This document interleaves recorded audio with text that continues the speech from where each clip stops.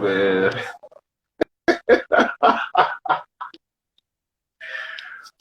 Hold on, let me make sure. Let me make sure my volume and everything is all right. But am I good to go? Can you hear me? Yeah, I can hear you. Man, when you popped up on that screen, bro, I was like, oh, this motherfucker is ready. He's ready. He's festive. He's got the fucking knife, the mask with the hat on. I love it, man. Yeah, I mean, the closest thing I've got is I've got like a knockoff Jason mask downstairs, like one of the fucking Rite Aid CVS Johns with no fucking detail whatsoever. oh, you got the Roy mask? It's bare. Listen, I should be so lucky to have the Roy mask because at least the Roy mask had the blue diamonds on it. I don't even have that shit on there. They didn't put nothing. They put like 6 holes on there. That's it. Yes, this is my costume, Miguel Myers. So I'm gonna be Miguel Myers for Halloween. The mask is actually decent though, bro. It is actually. So You know, it's funny. It's funny because before you started the live video, I was actually watching like some people's reactions to Halloween Ends, like people that stayed home and did their YouTube reactions. yeah, And this shit is hilarious, man. Like I've never seen people so divided on a Halloween movie, but people like a lot of the same points we all made yesterday on the episode. These people are saying a lot of the same shit. It's like everybody's coming together for one cause. This shit's priceless, man. Did you see that Change.org had put up a petition to change the ending to Halloween Kills? Yeah, and I'm like, listen, I'm like, it's pathetic at this point. Like, just like, come on now. David Gordan Green and fucking company are not about to reshoot that fucking movie for you whining ass bitches out there. Like, stop it. Please stop it. I mean, like, we'll do that for sure. I mean, we'll make our own fan ending. You know what I mean? Yeah, fan films, and I'm like, instead of bitching and starting petitions up to get the movie reshot entirely, why don't those people just do their own fan films? Do what you would have did with Halloween End. It looks like Cinema Space has sent a request to join in. Oh, right, because he said you wouldn't let him join. He commented on my post. He's like, I wanted to join in yesterday, but Johnny wouldn't let him join. I wanted to get my shit in. That's what I wanted, dude. What the fuck? There was like 5 of us yesterday. Yeah, it was a solid panel. I know, right? There and you had the one there person that was into horror films not there. Yeah, man, it was a good time. It was a good time yesterday, man. I hear ya. So what's up, man? Wait, so well, I mean, of course, they're not going to reshoot the entire movie. The original, no, the rights they're are going not. back to the original owners of that, so they can technically continue the Halloween series if they wanted to. But David did come on an interview saying, like, if the movie didn't make any money, then, like, they won't make any more sequel. So I was thinking that he probably purposefully tanked the 3rd movie so we can end the franchise. But at the same time, you know what? Probably not. Because I know that him and the marketing team weren't on the same pace either. Because of, like, he could have been pulling a Ryan Johnson, trying to subvert our expectations. Because the marketing was really about Myers and Laurie.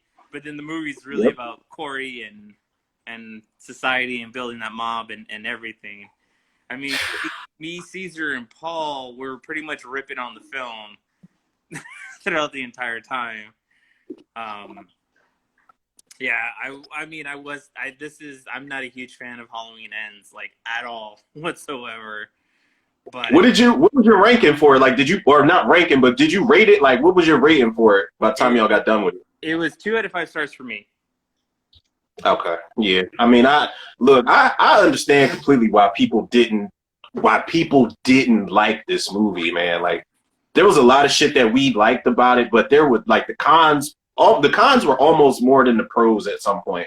Like, it was a lot. It was way too fucking much going on in that movie other than what we came to see. The problem is like we also talked about it too, is that, like, again, that 3rd ending was just that 3rd act was just so lackluster, and the fight that we got in Halloween 2018 was the final fight, and it was just not good. Like, and Corey beating up. Okay, ladies and gentlemen, we are talking Halloween Ends here. This is spoilers from here on out. So those of you that just joined Yeah. and have not seen Halloween Ends, brace Yes. yourselves. If you have not Spoilers seen it. abound. Okay, it's on Peacock right now. I'm not sponsored by Peacock, but I hope I will be by the end of this stream. So and Jason Blum, give me some of those screeners, man. I'll give you good ratings. I promise. I promise you. Yeah, we're about to talk about Um, the senior citizen fight of the century. Old people versus old people. That's wrestling every day, B. That's wrestling. Pretty much. Right? Mr. Vargas says he hasn't seen the first one. LOL. You're not missing much. Or Wait, haven't seen the first one, like the first Halloween, or the first one from this trilogy? the one from '78 or the one from 2018, Mr. Vargas? There are actually people that haven't seen the 1978 version, and while like that shit makes my like skin feel some type of way, it's like I understand, because I watch a lot of reaction videos, and I like watching people's first time reactions to the 1978 movie. I love when they react to that shit, because for people in this day and age to be that type of patient, to have that type of patience with a movie like that is pretty decent. He said since the beginning. Yeah, so Eddie is also like Aaron, who's like not also into the horror genre as much. He watches movies here and there, but he's not like full out fanboys like me and you, Romero. Like we're in it, you know what I mean? So yeah. Horror movies are growing on me. They really are, honestly. I just saw the trailer for Megan, and I'm actually looking forward to seeing that one, because Killer Robots. Who doesn't like sci-fi? That is easily going to be. Johnny, have you seen that trailer for Megan? Yeah, I've seen that trailer, but I'm saying, because I know Aaron, of course that one would appeal to him. Oh my God, Megan is, and I do not like movies like that, but that movie's going to be side-splitting fucking hilarious, man. I cannot wait to see that fucking movie. I'm over the killer doll thing. Like, I'm on the Child's Play TV series, and I like the remake, but this is this generation's remake of Dolly Dearest. But they're just amping this shit up a notch. The girl's doing like TikTok dances. Megan's crawling on all fours in the woods. She's shooting people with nail guns. I'm like, I can get into this. This shit's going to be hilarious. I can't wait. You know what would be fucking hilarious if somehow they backdoor that movie into like a unofficial sequel to Upgrade? Is Megan a Blumhouse movie? Sam versus Megan? Come on, that'd be hard. Is Megan a Blumhouse movie? Yeah. If Megan's a Blumhouse movie, they can do that, because Upgrade was a Blumhouse movie. And that was a fire fucking movie. Upgrade was underrated as shit, man. That shit was awesome. Yeah, but Megan's just gonna be mostly like, I can tell already the theme's gonna be like the downside of AI, like how it can be like detrimental to human society, and then also the conversation piece of like motherhood and nature versus nurture. So nature versus nurture. Those are going to be the themes of that movie. Yeah. Yeah. Vargas 23 said, "I've seen the movie Signs. That's good enough for me." Signs. It's like M. Night Shyamalan, like PA stand up. He's from Pennsylvania, man. I love it, and he shoots his movies in Philly sometimes, but his movies are so fucking hit and miss, man. And I'm not a big fan of Signs. Like, I wouldn't even put Signs in probably like my top 10 Alien movies. Maybe I got to go back and watch it, but it's just got that one jump where the alien just like creeps past. People have compared that sequence to the sequence in Exorcist 3. Absolutely the fuck not. And why would anybody make such a blasphemous ass statement ever in their lifetime? First of all, they say like that is like the scariest scene like since the Exorcist 3 hallway scene. Like, speaking of The Exorcist, the director of Halloween Ends and the franchise is actually doing the sequel to The Exorcist. Yeah, he begins filming on a couple weeks. Yeah.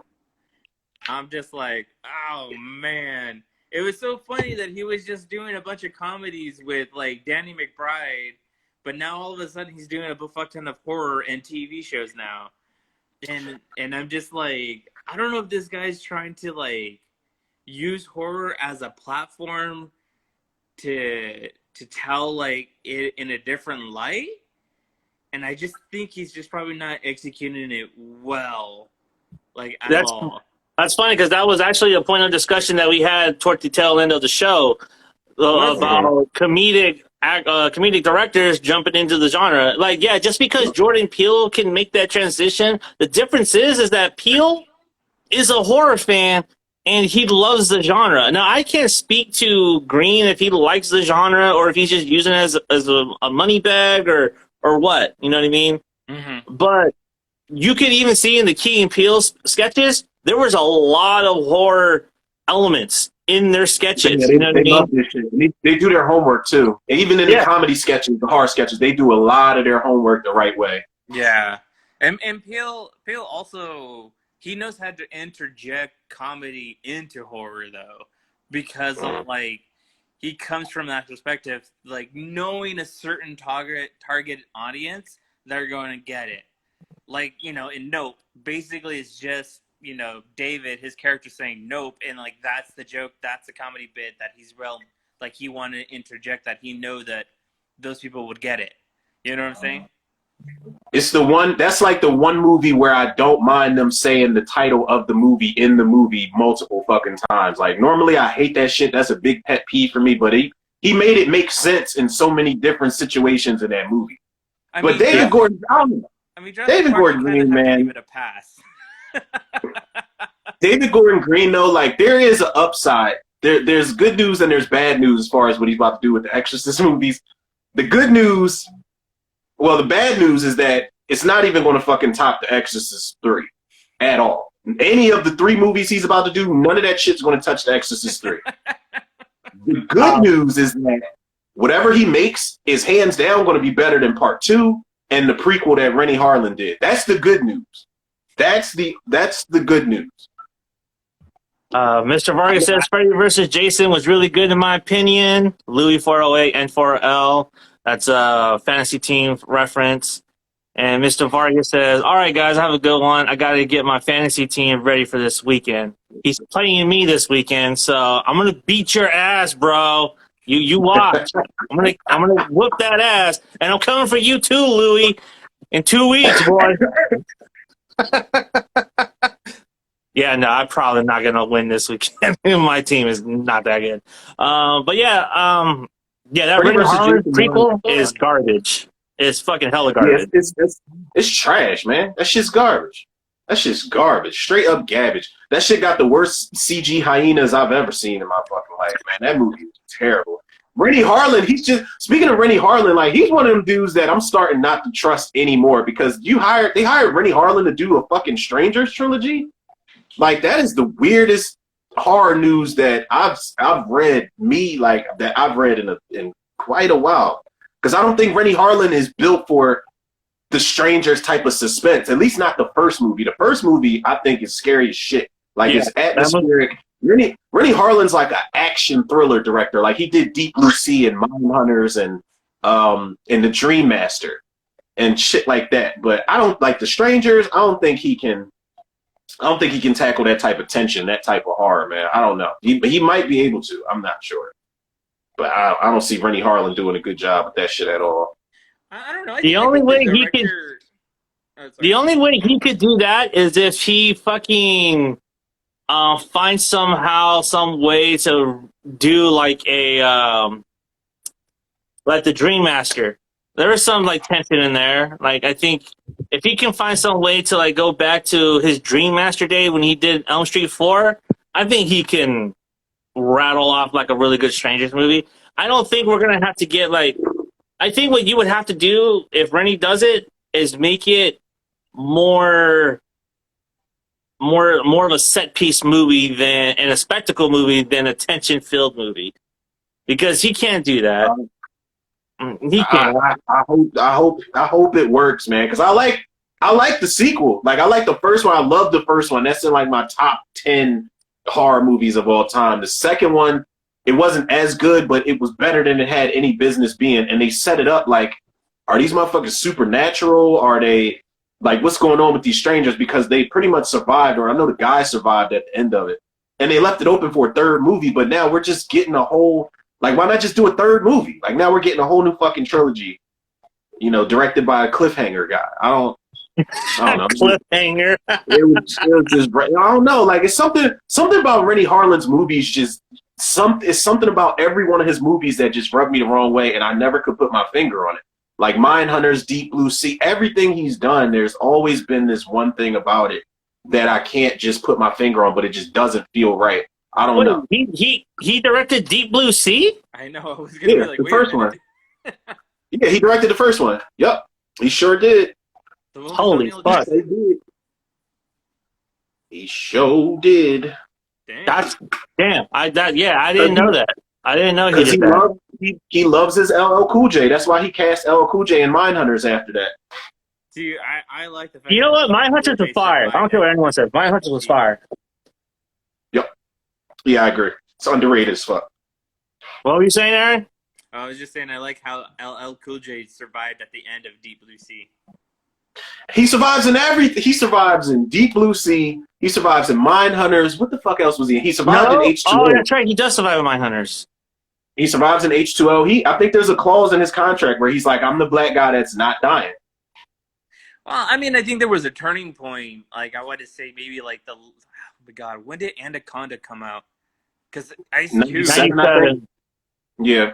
Yeah, so I would be say the late 90s, like there was a turning point of like not having your token black character die, you know, and I think having like Ice Cube as one of them, like not dying, you know, was. He's another one with a clause in his contract because he survived in Anaconda and Ghost of Mars. Oh yeah. Well, that's different though. Ghost of Mars, he was the hero, so he wasn't the token. He wasn't the token character in that movie. And you know what? And there was actually he wasn't the only black guy because his brother he had a brother in that movie. So it was like I think it was two black guys in that movie. So yeah. And I think if you're someone up named like Cube and LL, you're going to survive. Or Busta in this matter too. Oh wait, he survived in one of the Halloween movies? Yeah, he survived. Okay. Because I remember the trailer. I remember the trailer of him being like, trick or treat, motherfucker, and then just like... Oh, you never saw Halloween Resurrection? No, I didn't. Oh my lord! Listen, why the fuck didn't we have him on the show when we did? Yo, me and Johnny just did a full commentary for Halloween Resurrection and barely fucking survived it. God damn! Oh my god, you got it. Whew. That was a rough watch. That was a rough watch. I bet it was a rough watch. It is. Everybody that didn't like Halloween Ends, you will go back and watch Halloween Resurrection, and I guarantee you will find any and everything you can to love about Halloween Ends in comparison. Halloween Resurrection is like, I always say, I think that movie was bad on purpose. I think Rick Rosenthal was like, I'm going to teach y'all not to fuck with my Halloween 2 movie. And he was just pissed that he didn't get to make the movie he wanted to make back in 81. And he just set out to just make, oh my God, it's one of the worst fucking slasher movies ever, man. Ever. Oh, man. Ever. And that's saying something. You know how bad of a slasher movie you have to be bad in that genre? You have to be really fucking bad. Because there's a lot of bad slasher movies. A lot of them. Yeah. I'm looking forward to I Blame Society. There's 80s cheese that's better than Halloween Resurrection, for sure. I Blame Society is not what you expect. I'll tell you this right now. All right, sounds good. What is it called? It's called I Blame...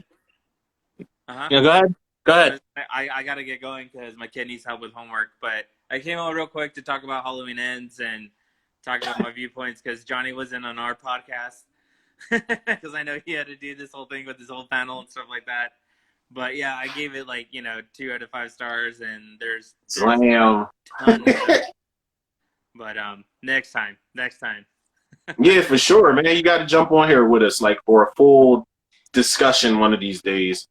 Yeah, if you're done, hop on back if we're still on. All right, sounds good. All right. See you in a bit. See you in a bit. Peace. Right. Okay, so you saw Hellraiser, right, Romero?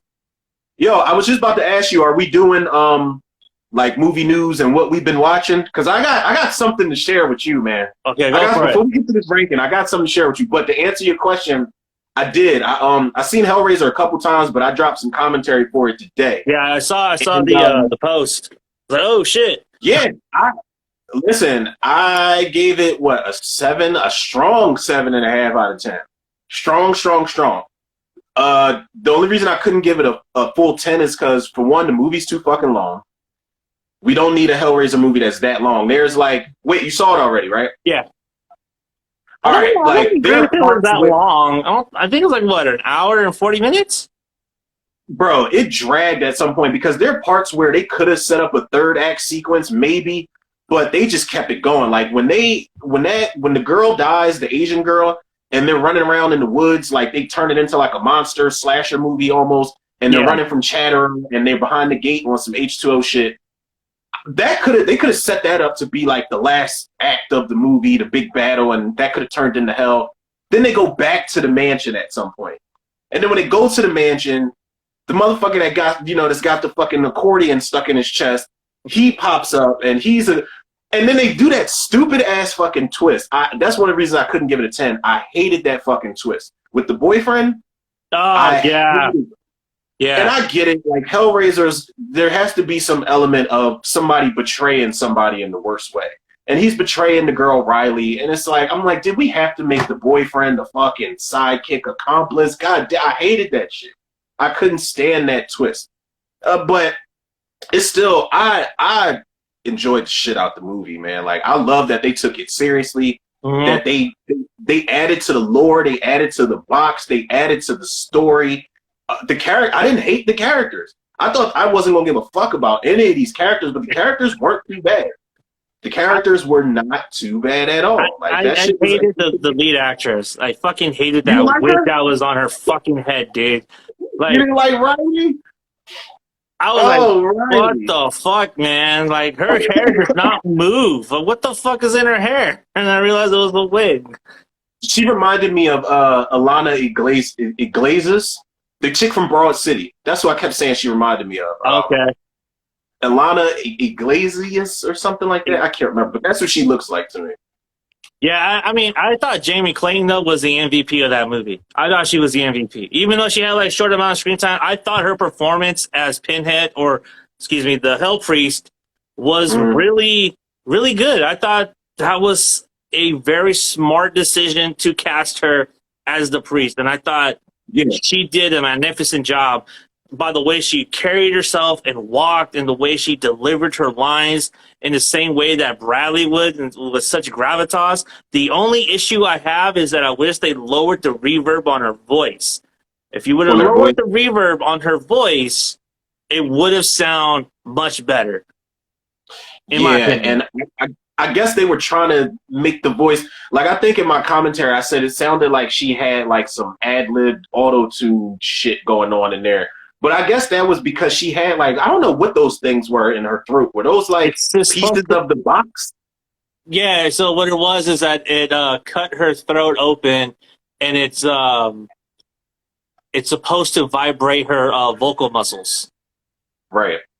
And another thing, as far as like the designs, I saw a lot of people bitching online about, oh, it doesn't look like real skin, and I didn't like that. I actually dug the shit out of the designs for the Cenobites, because that's one thing that has to stand out. They have to look different in every movie. They even made Chatter is one of the most popular Cenobites, and they brought him back, and he's still Chatter, but they made him look different. That thing, the Asphyx or whatever it was, that was just wheezing and breathing like that. Was it the Weeper? I think was the one played by the black chick with the things in her eyes. The Asian Weeper, shit, like the Whisper. Is it the Whisper? The I know one of them's the fucking shit stretched out over her fucking head. I'm about to look it up. I already had IMDb pulled up. I know I had it pulled up for a reason. Then I almost missed the fact there was a pregnant Cenobite at some point that walked out holding her fucking stomach towards the end when the brother's boyfriend is running from the Cenobites after he got stabbed. Then they start closing in on him in that room. There's a fucking pregnant Cenobite in that scene. I must have missed that one. I don't remember that one. All right, so we got the Chatterer. The Weeper was the one played by the black lady. The Asian lady was the Gasp, The gas. She was Okay. creepy. Yeah, she was creepy as fuck. You got Yeah, the that- aspect. To me, The she was like the mask, the lieutenant. mother. Like that was the girl from the second one. You know what I mean? Like Yeah, that's where pretty she was much. supposed to be. Pretty much, because she was running shit. Like while the Hell Priest was just all patient and shit, like waiting for something to pop off. The gas was like making sure shit was in order around them parts. And the guy, I mentioned the guy that played Voight here, Goran Visnicic. Yeah. People know, but he seemed like he should have been like in a Bram Stoker's Dracula remake or some shit like that. Like he wasn't a bad actor, but he was really phoning that shit in that movie. He didn't want to be there. You know, like we talked about this yesterday on our podcast, and how we talked about how we would trust current directors with existing franchises. David Bruckner, in my opinion, is one of those guys that I wish I had brought him up, because I feel David Bruckner actually delivered a solid Hellraiser movie. Like I thought that was a solid movie. Yeah, it doesn't come off like one of those direct to DVD ones, sure, but the difference is this one actually hits. Like it hits on every level. And even the design of the Cenobites are sick. The story's pretty good. The only issue I have is that our main protagonist, she's just way too fucking annoying. And also, she hasn't hit rock bottom. So that was another thing too. I'm like, Hellraiser characters, they're all despicable characters. They're unredeemable, which is why they meet the priest in the first place. But she gets kicked out, and then that's how she meets the priest. I'm like, no, dude, like, she's not a Christie. Right. She's not. You know what I mean? She's not an innocent. I said one thing we have to establish as far as this remake, sequel, whatever. We are not going to see anybody like Ashley Lawrence. Ashley Lawrence is like an unsung final girl for me. I love her in like the first two movies. I didn't watch enough of 6 to see her cameo or whatever the fuck. But we're never going to get a Kirsty Cotton. We're never going to get a Doug Bradley. Like, so we might as well just embrace what we got going on. I see your gripes with the main girl though. Like, I didn't mind the main girl. What I kept doing was I kept comparing her to Mia from the Evil Dead remake, because they both were recovering addicts. But I said if I had to choose as far as recovering addict final girls, I would choose Mia, because she got fucked up throughout the course of that movie. The main girl in Hellraiser kind of made it out unscathed in comparison to what the fuck like Mia went through. She done lost an arm. She got sliced with a machete and shit. All types of stuff was going on. And another thing too that I had a big issue with is, like, even though Christy survived the priest at the end of the first one, this girl does not. Like you said, she's unscathed, but Christy, there's some scars. There's some emotional scars to she's her. Fucked up. Her dad, her stepmom, I think her boyfriend survived, but her dad, her stepmom, fucking uncle wore her dad's skin. Yeah, Kirsty's been through a lot of shit, man. Yeah, and like, I don't feel like she do. And I don't think like this one was put through the ringer. Like, she wasn't. Like, I feel like, oh, okay, she just gives up the box, and I don't want your prize, and you're okay with that? We should do an episode based on which final girls endured the most shit, because Kirsty Cotton is definitely like top tier as far as what these final girls have went through. Like, she didn't just go through a regular slasher. Like, she's seen some things. She's been to psychological damage, dude. She's literally been to hell and back. Yeah. I think between her and Mary Beth from the Hatchet franchise, I think those two have been through the most. Mary Beth is more physical than emotional. Well, it's a mixture of both. Yeah, because she lost her dad. She lost her dad, her brother. She watched it's not her friends, but her newfound friends she met on the swamp tour. She watched all of those motherfuckers get just filleted and skewered through the course of like 3 movies. Was she in the 4th movie? Yes. I never finished. It was a cameo that was supposed to set up another sequel, but Adam Green, what are you doing? You need to come on the show. Come on the show. I want to ask you. Like, are you going to follow up with Victor Crowley? Come on. Should I tag him? Should I make a comment and tag him to this? Sure, why not? Tag Adam Green. Adam effing Green. Like, yo, what are you doing, man? Now I'm gonna get nervous if he wants to join in. Fuck it. This is what we're here for, dude. Yep. What is it? Where is it? Where is it? Oh no, I can't tag him. Can't tag him?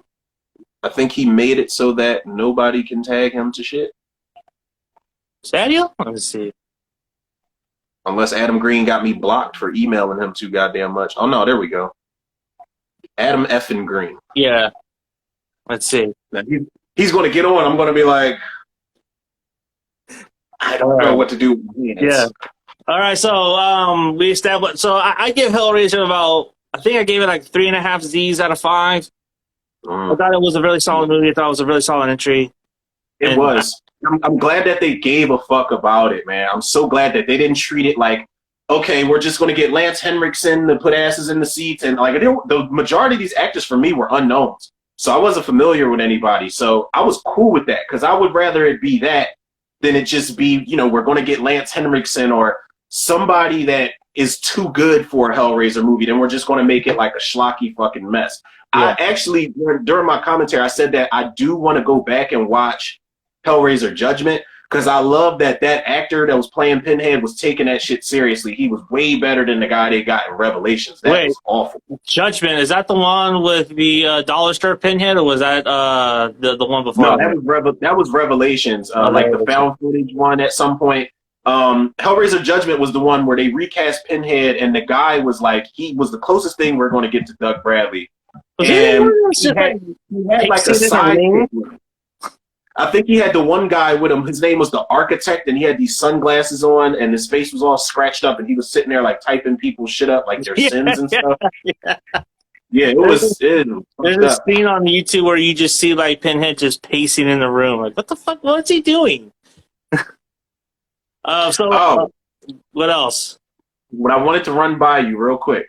I watched Clerks 3. Oh, okay. Let's do this. I didn't do commentary for it. I did not do a review for it.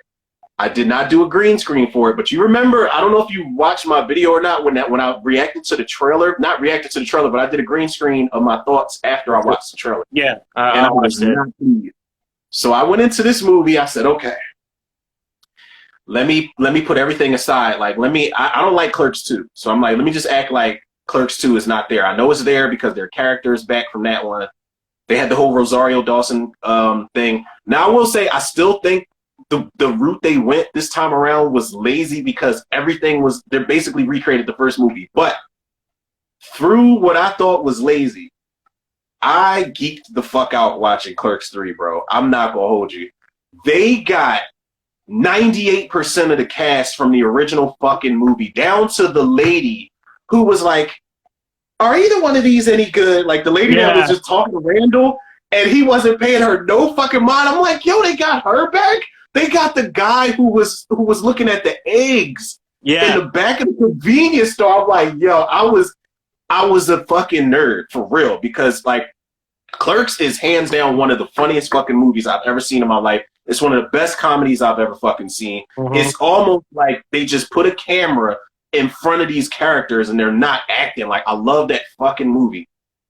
And the shit that they did, some of the shit that they did, like when they recreated that shit, I'm not gonna lie, I got the warm fuzzies because I'm like, okay, I know they're recreating this shit, and as much as I want it to get on my nerves, it's not getting on my nerves as much as I think. Like, the nostalgia factor got me, and I'm not gonna hold you. I know what part you were talking about when you got teary-eyed, and I almost got the same fucking way just because of how they played it out. Because when Randall and Dante have that argument, when Dante comes in drunk and Randall snaps on him, and he's like, get fucking here and act like you know what you're doing. And they're recreating that salsa shark scene, and he's just sitting there. He's not playing around. Like, Randall's like, that's not the fucking line. And Dante goes off on him, and then he just falls down. And then, I knew what it was when they were in the theater. When he's, like, dreaming, he's in and out of it, almost in, like, a purgatory state. When he looks at Rosario Dawson, he's like, come on, let's go. She's like, you sure? I'm like, this motherfucker's about to die, yo. He's about to just give it up, and he's about to leave off with his lady. It was so – and then the fact that Randall didn't know Dante – asked his ex-fiance from Clerks 2 to give him the money to fund his fucking movie. I'm like, oh my God. And then Elias to make matters worse, was just hammering it home for Randall. Like, yo, you know, you one selfish bastard, motherfucker. Like, he was letting them have it. And it was so good to see Elias break out of that whole I'm shy and then I want to be a emo devil worshiper shit and have a serious moment. I'm like, this movie's not as bad as I thought it was going to be. And the cameo appearances got me. I can appreciate what they did. It's fucked up because I don't think we'll have another Clerks movie. Like, I actually want to see Clerks 4 after this. How do you do that without Dante? Did you stay through the credits? There's a post-credit scene. Not a post-credit scene, but there's a monologue of Kevin Smith that he's saying he kind of closes the chapter on that franchise with a monologue, and it says Randall took Clerks out to the festival, and he always said that this job would be so fucking great if it wasn't for the fucking customers. And he goes on, wins awards, it does its own thing, becomes a filmmaker. Randall becomes a filmmaker, and he says, this is the greatest job in the world, and it's because of you fucking guys. And it's because of the audience. And it was, that fucking broke me, dude. Like, oh my God, dude. And it sucks, too, because Dante's not there to see that success. You know what I mean? To see that Randall made something out of his life, finally. And I love that it showed how fucking rocky their friendship was, but through everything that was going on, when you see, like, I smiled hard as shit when Dante had that vision of Rosario Dawson in the cemetery, and then he walks off or whatever happens. He comes back up with that sign and he's smiling in the window and he's like, you know, it's the flyer for the extras on the movie. And I'm like, these motherfuckers are really best friends. Like, I'm kind of sad that their journey is like ending in this. The movie fucking surprised me, man. I'm not gonna lie. I didn't rate it or anything like that. But I'm definitely going to do a commentary for that fucking movie, man, because that movie is one of those movies I feel like I'm gonna end up owing an apology to because I was hard as shit on that trailer. And there's some shit. I know. I was like, man, like really? Like you know, as another filmmaker to you know, we're both filmmakers, and so we're just like, I'm surprised, dude. Like, you were really on that train. I was like, God damn! Like, I thought you would have appreciated that. I know. What I did was I panicked because I did the same thing. Like, when they do these types of sequels, like I couldn't wait to see Dumb and Dumber 2. We waited like 15 plus years for Dumb and Dumber 2. We had that shitty ass prequel, and that shit tanked. So I'm like, okay, we got Jim Carrey and Jeff Daniels and the Farrelly brothers back. And the Farrelly brothers, I'm like, they got away with fucking slapstick, disrespectful humor back when they could. You could not make the Farrelly brothers movies today if you tried. So I'm like, okay, let's do it. And we waited like 15 plus years for this bullshit. It was terrible. Yeah. Same thing with like, I wasn't a Zoolander fan, but I'm like, okay, what are they going to do with this?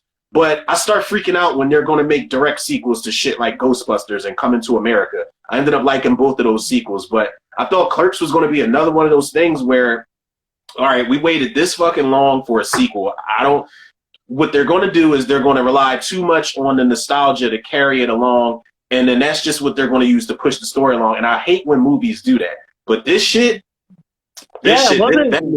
movie surprised the hell out of me. Because even the first two movies, it's not really about the job environment. It's about their relationship. It's about their friendship and how they're just friends, you know what I mean? Working together. And it's just that theme carries on in all three movies. And it's just, man.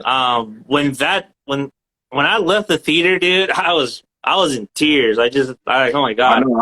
I know. I was watching your video and I was like, yeah, he fucked with this movie for real. Yeah, and you know, and also too, I felt so bad for Dante. It's like, why would you do that to Dante? Like, what horrible thing did Dante do to deserve that? That's fucked up. And I was like, man, that's a question I want to ask Kevin Smith. Like, why make that decision for Dante's character? Like, why couldn't Dante be happy? Yeah, I feel like he deserved it in death, but not in life. So it's just like, man, that sucks. So I was just like, damn. Yeah, it was. I mean, it was definitely solid. It was emotional as shit, but I laughed a lot more than I thought I was going to laugh in that movie, man. Like, even when they were recreating certain scenes, I'm just like, Like, we're doing this again. Like, okay, let's do this again. And I'm going to laugh at it again. The lady is like, "Oh, can I do another one?" Like, she wants to do another one. Yeah, she wants to do one as Lucille Ball, and then it cuts, and she's just him as She looked like her, too. She looked like her to the point where it was scary as shit. Yeah, I Scary thought as that shit. was the Wendy's girls. Like, what the fuck is this? Yeah. And they even got the same guy, the Chuli's gum dude. Like, like the shit that they did. Like, it was so hard to be mad at the movie for playing it so close to the vest with all the nostalgia, man. Like, I didn't think they were going to skate by with that shit. But the movie, the only thing there was something that genuinely creeped me out in this movie that I didn't like because it creeped me out. And I don't like getting creeped out in comedies. That motherfucker that was following Elias around, that was very uncomfortable to watch. Like, he's this fucking close to Elias everywhere he goes. Like, he's literally his shadow.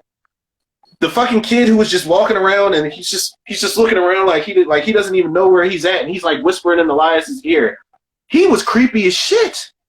He was creepy as shit. There's a story there. There's a story there. There's definitely a story there. They were probably fucking. They had to have been. And then I kept looking at the kid. I kept looking at that kid, and I'm like, who the fuck is that? And I'm like, that's the kid. He was in Scary Stories to Tell in the Dark.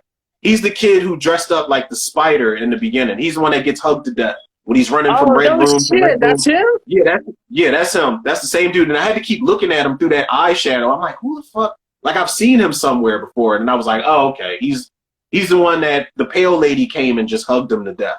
It's the sweetest death you'll ever see in a horror movie ever. Yeah, facts. That's actually an underrated movie. I don't understand they hate that movie got. Like, people fucking just chat on that movie. I'm like, why? That movie's awesome.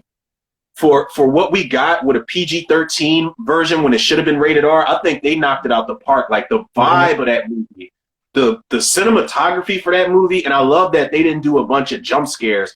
They did, I made this comparison when I was talking about Hellraiser earlier.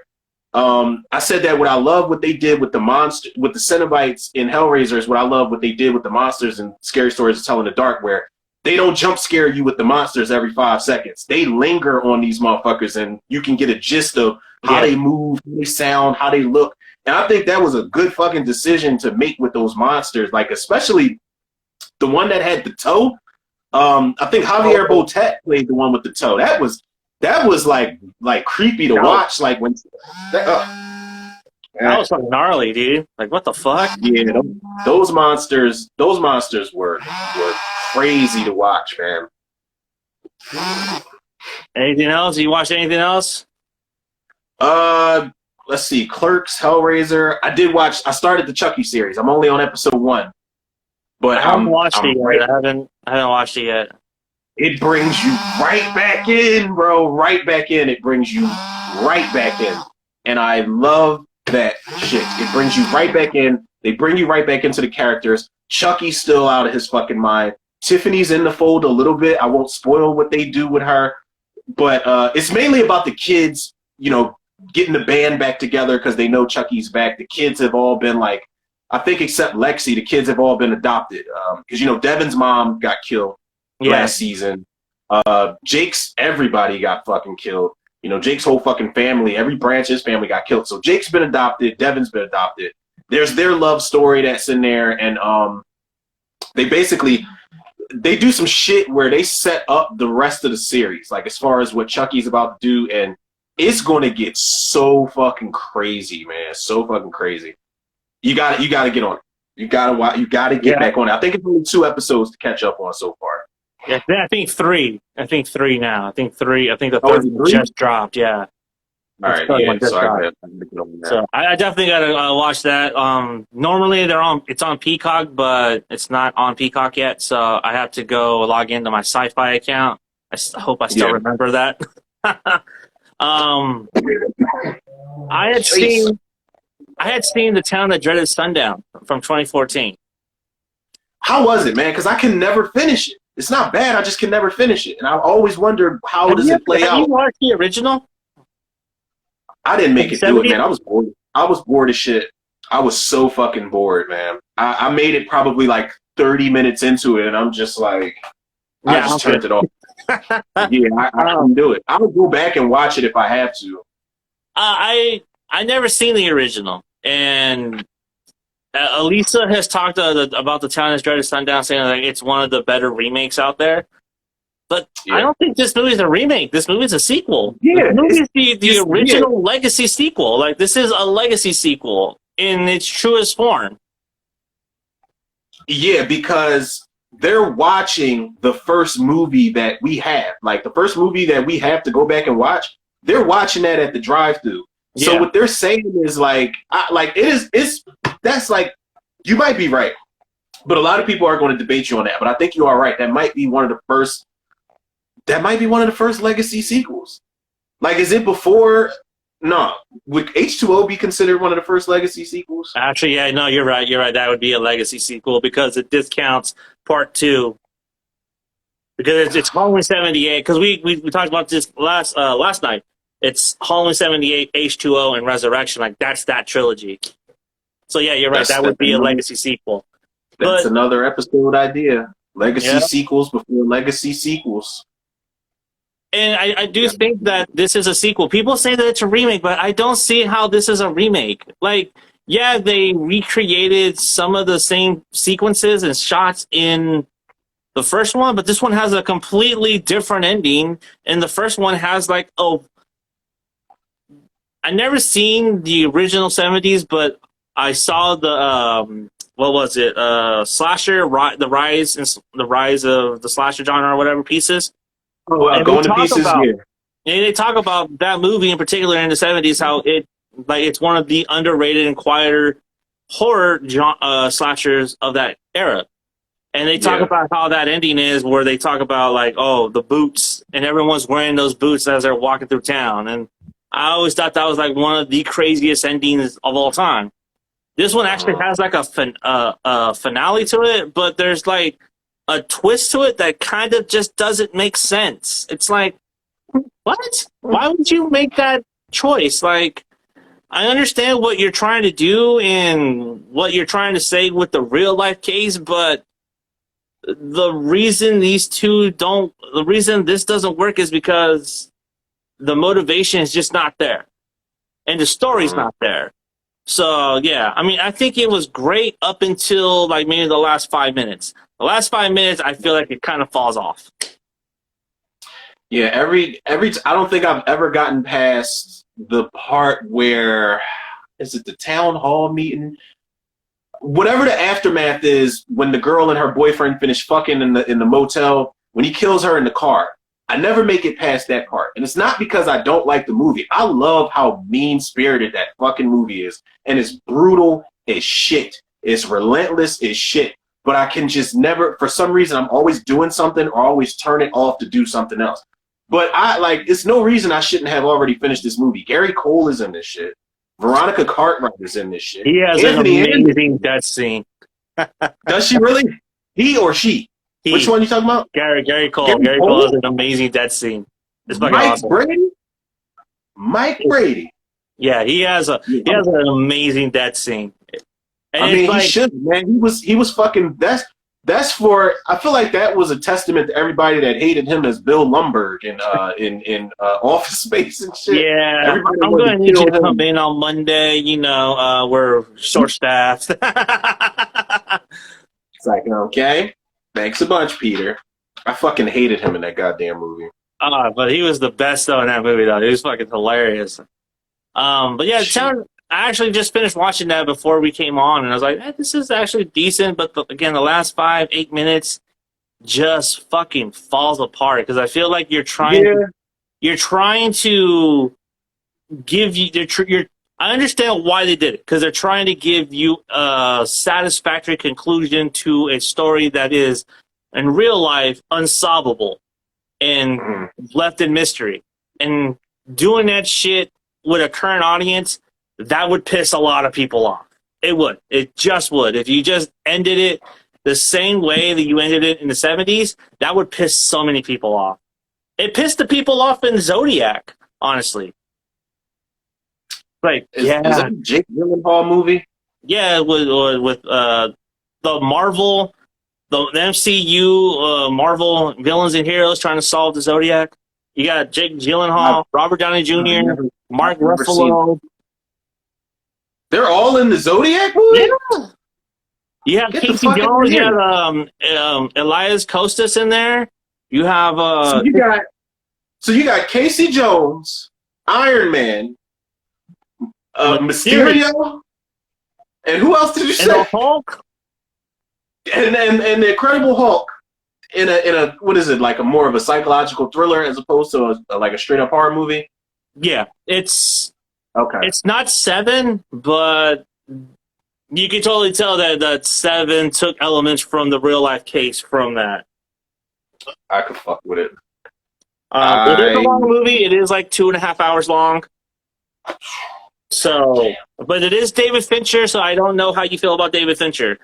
Oh, listen, I like David Fincher a lot. Like, David Fincher is so good that I told myself that I'm gonna go back and give Alien 3 the true shot that I feel like it deserves. Because I know that wasn't his fault. I know it was Fox. I know it was studio involvement. Alien 3 was not David Fincher's fault. And I feel like a lot of people like still hold that against him. But 7 is a fucking masterpiece. So him doing that, I would watch Zodiac. I didn't know he directed that. Yeah. But yeah, and what else did I watch? What else? I saw Curse of Bridge Hollow, which I thought was like a really fun, family-friendly horror movie on Netflix. I thought that was really great. The Marlon Wayans Halloween movie. Yeah, we need more Marlon Wayans, dude. We need more Marlon. Like, we need more Marlon. We need more Keenan. The fuck? Let's make a Low Down Dirty Shame Part 2. Let's make that sequel. Let's make that. I'd see that. Keenan should be Liam Neeson right now. Like, that's who he should be. Low Down Dirty. Listen, hear me out. I would watch Low Down Dirty Shame 2. But here's the problem. Getting Jada Pinkett Smith back. Sally Richardson, I don't know what she's got going on. She was the one that played Angela, his old flame from back in the day. Wait, the did guy she that die? played, I thought she died in the movie toward the end. she got arrested. Oh, she got arrested. Remember Jada Pinkett beat her ass. Peaches whooped her ass at the end of that movie, and then she got arrested. Yeah, she's walking away looking all fine as shit. You know what I'm saying? But Charles S. Dutton's dead. Andrew Devolf Mendoza's dead. I don't know if the actor from the actor that played the detective is. I'm not sure if he's still alive or not. I know the guy that plays Wayman. He passed away in real life, and I hate that because if you made a sequel to that, We Love Horror Podcast. Yo, what's good? What's up, What guys? is up? What's going on? What was I about to look up? A Low Down. Yeah, I got it right here. God damn, this came out in 94.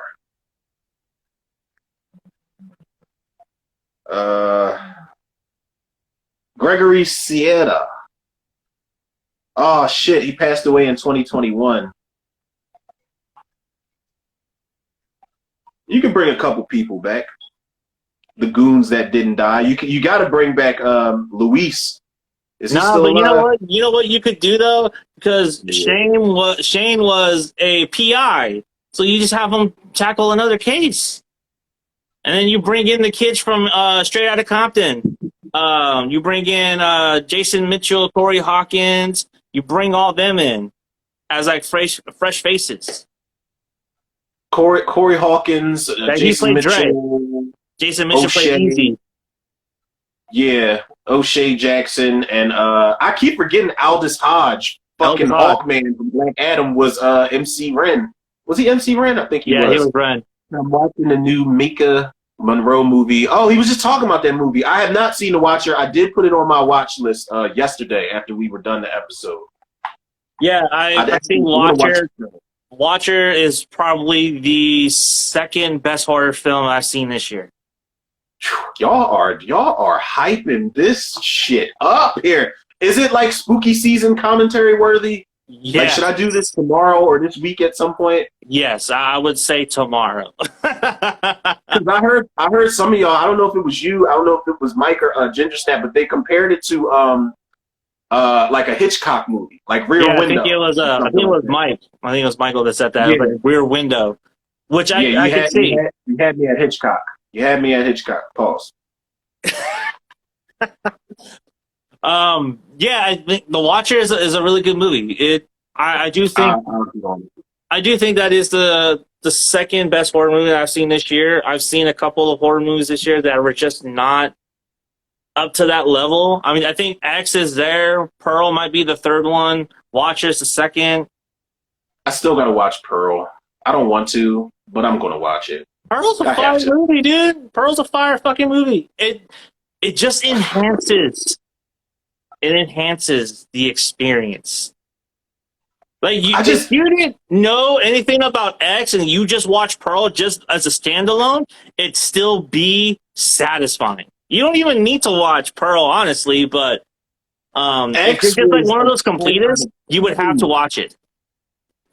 X was the first 10 out of 10 I gave this year. That movie was so fucking good. And when I heard they were doing a trilogy, I'm like, what the fuck? Or there was nothing when I left X that made me say to myself, self, I wonder what this character was like when she was younger. I'm going to watch it though. If I'm going to watch it for anything, I'm going to watch it because I'm always curious to see what A24 is doing.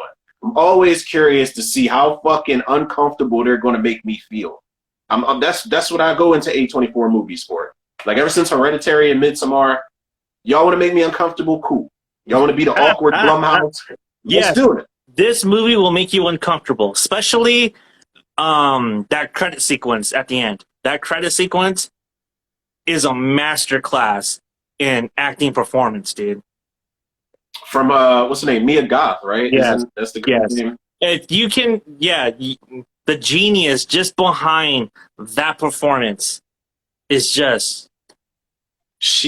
Mia Goth has got a bright fucking future ahead of her in the genre. I feel like even outside the genre, she's good, man. Her and Jenna Ortega were just fucking great in that movie, man. Together. Brittany Snow. I don't want to take anything away from Brittany Snow, but she was in the Prom Night remake, so I can't forgive her for that. We Love Horror Podcast says, and let's see, Mika is fantastic. It gives me Hitchcock Hit Follows vibes. Of course, Mika is in that one as well, coincidentally. Haha. A24 is so good. Mia Goth needs an Oscar. Yes, I agree. Her fucking performance in both those movies are worthy of an Oscar. So as Maxine and as Pearl, like I really do think she deserves to be nominated, but she won't because it's hard. So yeah, they always give her the shit end of the stick when it comes to nominations. Any type of Toni nominations. Collette got fucking shafted. She got shafted for her performance in Hereditary. I was like, what the fuck? What are you doing?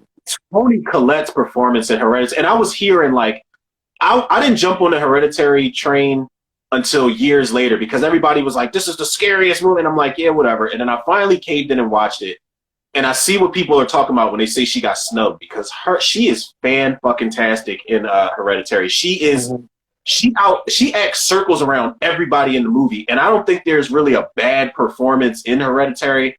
Even the little girl who gets her head knocked off, she's weird, but it's supposed to be. But Toni Collette is literally acting circles around Gabriel Byrne.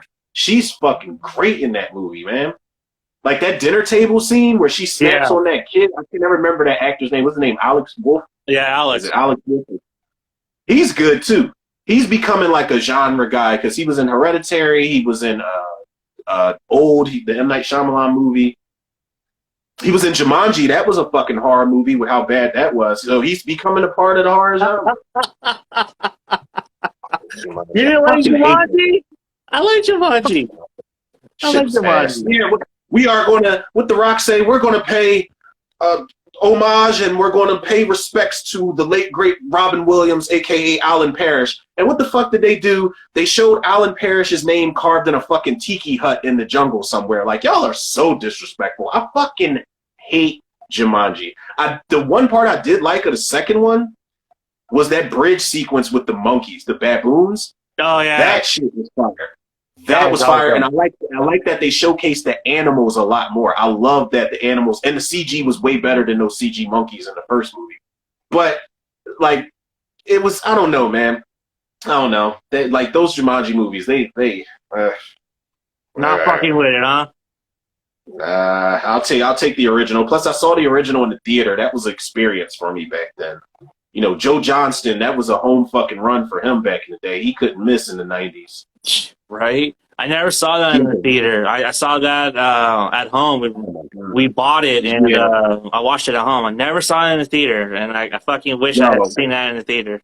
Oh my god, man! The humor, every bit of humor landed exactly where it was supposed to land. Every scare, like kids were in the theater freaking the fuck out when those mosquitoes, those spiders, they were laughing at the monkeys. The crocodile scene was scary as shit. And the people felt bad. Like there were people in the audience like, oh, like sniffling and shit when Peter started turning into a monkey. Yeah. Everything like it's probably one of the top 10 theater experiences I can remember. Like Jumanji's definitely up there with like Jurassic Park and shit like that in the theater. Jumanji was a good time. I just don't want them to make another one. Yeah, it doesn't look like they're going to. Especially the way how that second one ended, which kind of sucked because I want to see how they would bring that all back. Yeah. Oh, one more thing I want to say. I saw one just like you, how like you were afraid of the Hereditary hype. I was afraid of the One Cut of the Dead hype. And One Cut of the Dead. That's the zombie comedy, right? Yes, that's the Japanese comedy. That's all one shot. It's all what? It's one shot. The first. Oh wait, have you not seen this movie? You haven't seen it? I'm a sucker for tracking shots, bro. Tracking shots. That shit is. What's it called? I can't even say this then because it ruins the movie. What's it called? One cut of the Dead. It's on Shudder. It's on Shudder right now. This is now. Is it one shot? Like, did they film it in one take, or is it like, do they manipulate the camera? No. The first, you can tell that they cut really quick. The first 45 minutes of this movie is one shot. It took them 2 days and 6 tries to get it right. One Cut of the Dead. Yes. I might do this tomorrow instead of like. I'm sorry. I do want to see the movie y'all keep talking about, Watcher, and I do want to watch the Town. You want a good time? You want a good time? One Cut of the Dead is a fucking good time, dude. That is a great time. Say no more, because I love tracking shots. I was fucking rolling. I was rolling, dude. I was rolling, like, and oh my god, dude, like. There's a scene in there that had me dying, and I was eating and I was choking because I laughed and then the food got lodged. Like, motherfucker, what the fuck? Because I wasn't expecting that. I'm like, oh my god! And I'm all for zomcoms, modern zomcoms. I have not really genuinely laughed at a zomcom since Cooties. I don't know if you saw Cooties with Elijah Wood. That's a fire fucking movie, dude. And Ray Wilson, that shit's hilarious. It's funny as shit. Movie. And Lee Wanell, as the teacher in that movie, Lee Wanell, like, he steals every line, like, and he does it in such a subtle fucking way. Like when he's literally reading a book that's telling him how to interact with other people, and he walks up, he's like, "It's a scorcher today. It's unseasonably warm," and he's just waiting for somebody to respond. Like, he's so fucking socially awkward, man. Cooties is easily probably the last zomcom I laughed at, because there's a bunch of them. Like, I tried to watch Night of the Living Dead, like where the annoying girl is she's stuck with this guy who she's crushing on, and they have to survive the zombie apocalypse together, and while they get on each other's nerves. It's all right, but I turned it off at some point because I'm like, all right, this just doesn't. It doesn't. But Little Monsters was okay. I think Little Monsters was okay with Lupita Nyong'o. I thought that was okay. I didn't get a chance to watch that yet. I did not see that yet. That's on Hulu. That's also on Hulu. So if you have a chance, I'll watch that. I would recommend One Cut of the Dead over that, but because One Cut of the Dead is just fucking hilarious. Oh my god, it's just so funny. And that's pretty much it, man. I won't go more into it because I don't want to spoil it where it goes. But yes, that first 45 minutes, I think 45, 35 minutes is one cut, one shot. It's and it's amazing. It is That movie, it's amazing. after my heart already. It's after my heart with the one shot shit. Because I love shit like that.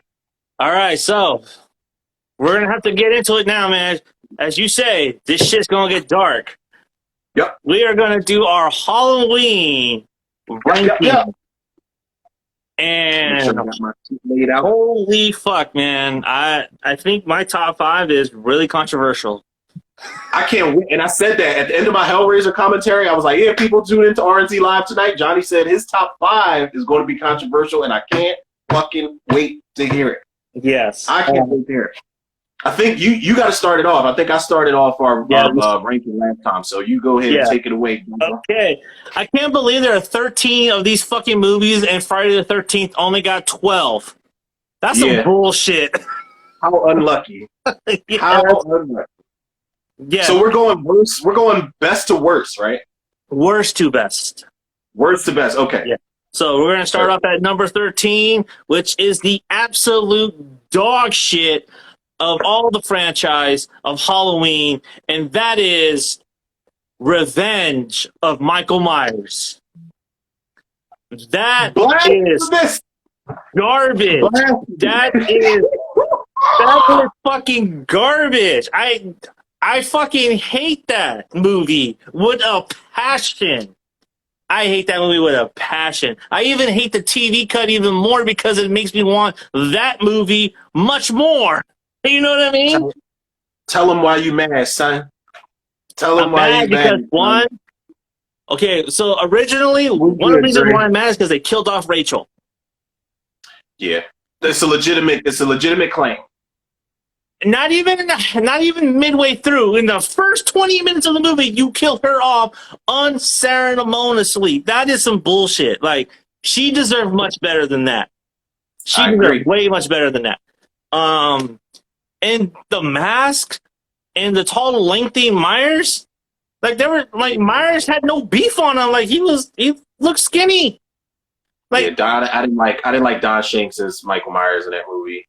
Yeah, so Dre Daya said the last one was terrible. Yeah, we were texting about that shit earlier, and he just was just disappointed overall. And I'm like, I was disappointed too, man. Like we were picking out our gripes with Halloween Ends, and it's one that you're not alone. You're not alone, Dre. You're not alone. Let me tell you. And the fact that Dre gave it Dre's not a super big horror dude, so the fact that he gave it a chance, I'm like, okay, he's watching Halloween Ends. Because when he texted me, he's like, yo, I'm watching Halloween Ends. I said, don't tell me shit. And then I watched it, and then I texted him. I'm like, yo, this is not what I expected. He said they put Mike on top of a 034 Ford Focus. Yes, they did. They had a procession, and they crowd surfed him. They crowd surfed him, handled him like he was a newborn baby. Like, everybody, let's get him up here. Let's get him up safely. Oh, my God. Yeah, that's fucking crazy. But yeah, that's and I just feel like they didn't know where they're gonna go with this story, and it shows by the end of it. You know what I mean? It's like, what the fuck? Like, what is this? Like, why would you do this? And then they had Dick Tracy coming at the end of it. Yeah, and then growing up and then learning that the original idea was to make Danielle Harris the Shape. I'm like, what the fuck? Where is that? Where's that movie? I want to see that movie. God damn it. Yeah. But yeah, Halloween 5 is just dog shit, man. Revenge of Michael Myers is dog shit. That is the one that I least watch. That's the one that I least watch. So number 13, Revenge of Michael Myers. Whew. Damn, you went in on that thing. My number 13 for the worst Halloween movies ever, surprise fucking prize, is Halloween Resurrection. I mean, like, I don't know what the fuck else I can say. Like, we just did the commentary for this. This is a movie that I actually can go back and watch, but I hate it more and more every time I watch it. One of those writers is gone. And like I said, I don't know if it was Larry Brand or Sean Hood that passed away, but rest in peace, shout out to whichever one of those two writers passed away. But the writing's fucking terrible. And I remember telling you during the commentary, the script, the first draft of the script that they were going to shoot with was way worse than what we got on screen. The kills were way different. The characters were the same for the most part, but the scripts were all terrible for this. I agree with what you said through and through about the idea being great. Like, they had some really good ideas in it. It was definitely ahead of its time as far as the reality TV shit goes. But I still feel like Rick Rosenthal was so fucking bitter over the years about how he didn't get to do Halloween 2 the way he wanted to. I feel like he made this movie bad on fucking purpose. They tried to one-up H2O. Instead of 4 masks, let's get 1 mask, but let's make it super detailed and let's put mascara under Michael Myers' eyes. Because it's the same director as Halloween 2 and Dick Warlock was Michael Myers, let's have the new Michael Myers walk super fucking slow and hold his knife up like this. Like, he's holding his knife all fucking weird and upright and shit. Yeah. Brad Laurie's a terrible fucking Michael Myers. We got a super mega rap star in Halloween H2O. Let's one up the next one and get Busta Rhymes to do kung fu in here. It's like, what are y'all doing? The characters fucking suck. I couldn't even really root for Rudy has a good scene in there for the token black guy or one of the token black guys, but I couldn't root for him because it's like, I'm waiting for this motherfucker to break out in splits and spins and shit because he was just in Say the Last Dance 2 years prior. The fucking final girl can't scream. The whole movie I'm telling you, you have to see the work print version of Resurrection. All the dialogue in the theatrical cut is all ADR. The majority of that shit is ADR. Why are you dubbing over lines that are completely the same in the fucking original version? And at least the score fucking sucks.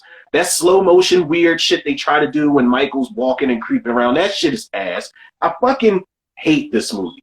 I hate this fucking movie, man. Now, it should get a sequel, and I still feel like Busta Rhymes should get a remake. Should get a remake. That's what it should get.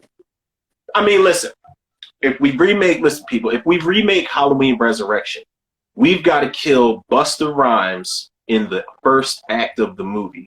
We've got to kill Sarah Moyer. We've got to have it like, let's make, how Friday the 13th, 2009 did that thing where we thought we were going to be with these characters throughout the whole movie, and then they get fucking slaughtered before the title card even drops.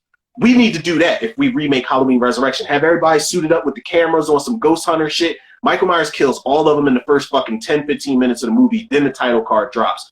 Then we get some new competent fucking characters that we can follow and actually we should get Zach Baggins, bro. You know what Zach Baggins is? Yeah, I take that as a yes. My number 13 is Halloween Resurrection. No comment? Okay. All right. Number 12, H2O. Ooh. H2O. Ooh. They're going to come for us. They are going to come for us. Look, How man, dare you? I'm sorry, but Kevin Williamson, I understand that he's like a huge fan of Halloween, and I get that was his dream job, but when you get your dream job, you deliver this bullshit? Get the fuck out of here. I'm sorry, man. I'm sorry. How do you fuck up your dream job, man? Like, this is what you wanted. That you even named your fucking characters after the characters in the movie. That's crazy to me. And you get the opportunity, and then you fuck it up. I'm sorry. H2O is my least favorite. I don't fuck with Josh Hartnett. I like Josh Hartnett in certain movies, like Black Hawk Down, that little role he had in Sin City. Maybe The Faculty, I can tolerate him, but... You like him in 30 Days a Night? Oh, yeah, 30 Days a Night, yeah. Underrated movie, yes. I totally forgot that was him. But H2O was not that good of a movie. It wasn't in Haddonfield. It was just... At this point, they weren't even related, so why the fuck... So you mean to tell me it took Michael 20 fucking years to get from Haddonfield to California? That's a long fucking walk. David Carradine went to state within a week. And I'm talking about Kung Fu, the TV series, ladies and gentlemen. That's a Kung Fu reference. But yeah, no, I don't fuck with H2O. H2O is like Revenge is one that I least like, or at least revisit. I don't think that it's the strongest in the entry, and I said this in the podcast too. I think Halloween, H2O, and Resurrection is the weakest of the trilogy. My next one's definitely going to piss some people off, but at number 12, H2O, man, like, yeah, no, you fucked that up, and then that ending, really, that ending, yeah, no. I like the ending. I mean, it was bittersweet. It was like the Halloween Ends ending, like seeing what happens to Michael and that shit. It was bittersweet because I don't want my boogeyman to die, but no, I don't fault you at all for putting that shit at number 12 because I'll get to where that stands in my list, but it's close enough. And I don't give H2O a pass. I did a whole fucking episode on why I do not give that movie a pass. I didn't give a fuck if Jamie Lee Curtis came back after 20 years or what they were trying to do for the anniversary. They fumbled it for the most part. Yes. But it's not my number 12. My number 12, and I do not hate this movie, by the way. I do not hate this movie at all. The only one I hate on this list, is Resurrection. I do not hate this movie. I just had to find a place for it, and I feel like in my ranking, it found its home. My number 12 is Halloween 3, Season of the Witch. Now, this movie has grown on me a lot, but there's still that little kid inside of me screaming that saying, Michael Myers is not in this movie. Technically, he's in here. He's in the fucking commercial when Tom Atkins is in the bar. But Halloween 3, it's the one that I watch. It should be last, but it's not as bad as Resurrection as far as a film goes, a horror film. It's a great standalone movie. Don't get me wrong. It's creepy. It's atmospheric. The Silver Shamrock idea with the guy, I can't remember the main guy's name, his character's name, but he almost reminds me of Angus Scrimm in the Phantasm movies. He's just a mean motherfucker that just wants to kill kids. The front cover was something that I used to just stare at before I even saw the movie itself back in the day. But That it's cover, just though, dude, that poster is fucking hard. Tell me that's not a hard-ass poster. I think that is the hardest poster in the franchise. that shit used to just stick with me nights, man. I'm telling you, that poster is one for the ages, man. I used to just stare at that shit in the video store. But I don't know. Even though it's not last, it's the one that I probably watched the least. I try to watch it more. I'm definitely going to cap off probably on the 31st. That's going to be the last one I do in the series. That's the last one I have to do commentary for in the Halloween franchise. But I don't know, man.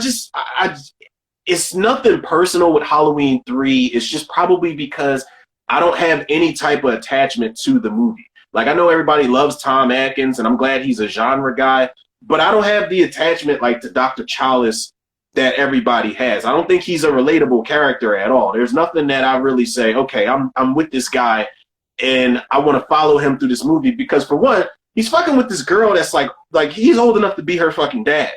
It's, on some real shit. And they said this shit on the Double Toasted podcast when they talked about this. They said that man is old enough to be her fucking dad.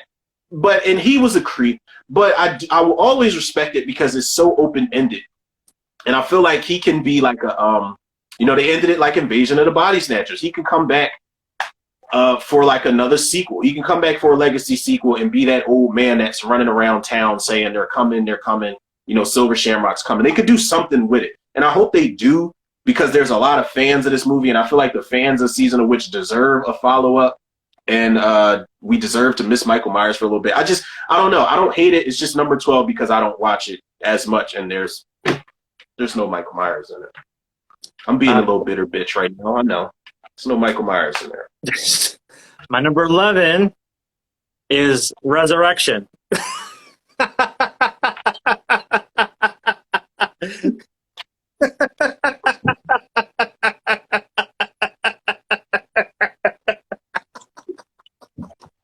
I'm gonna spit my fucking water out, man.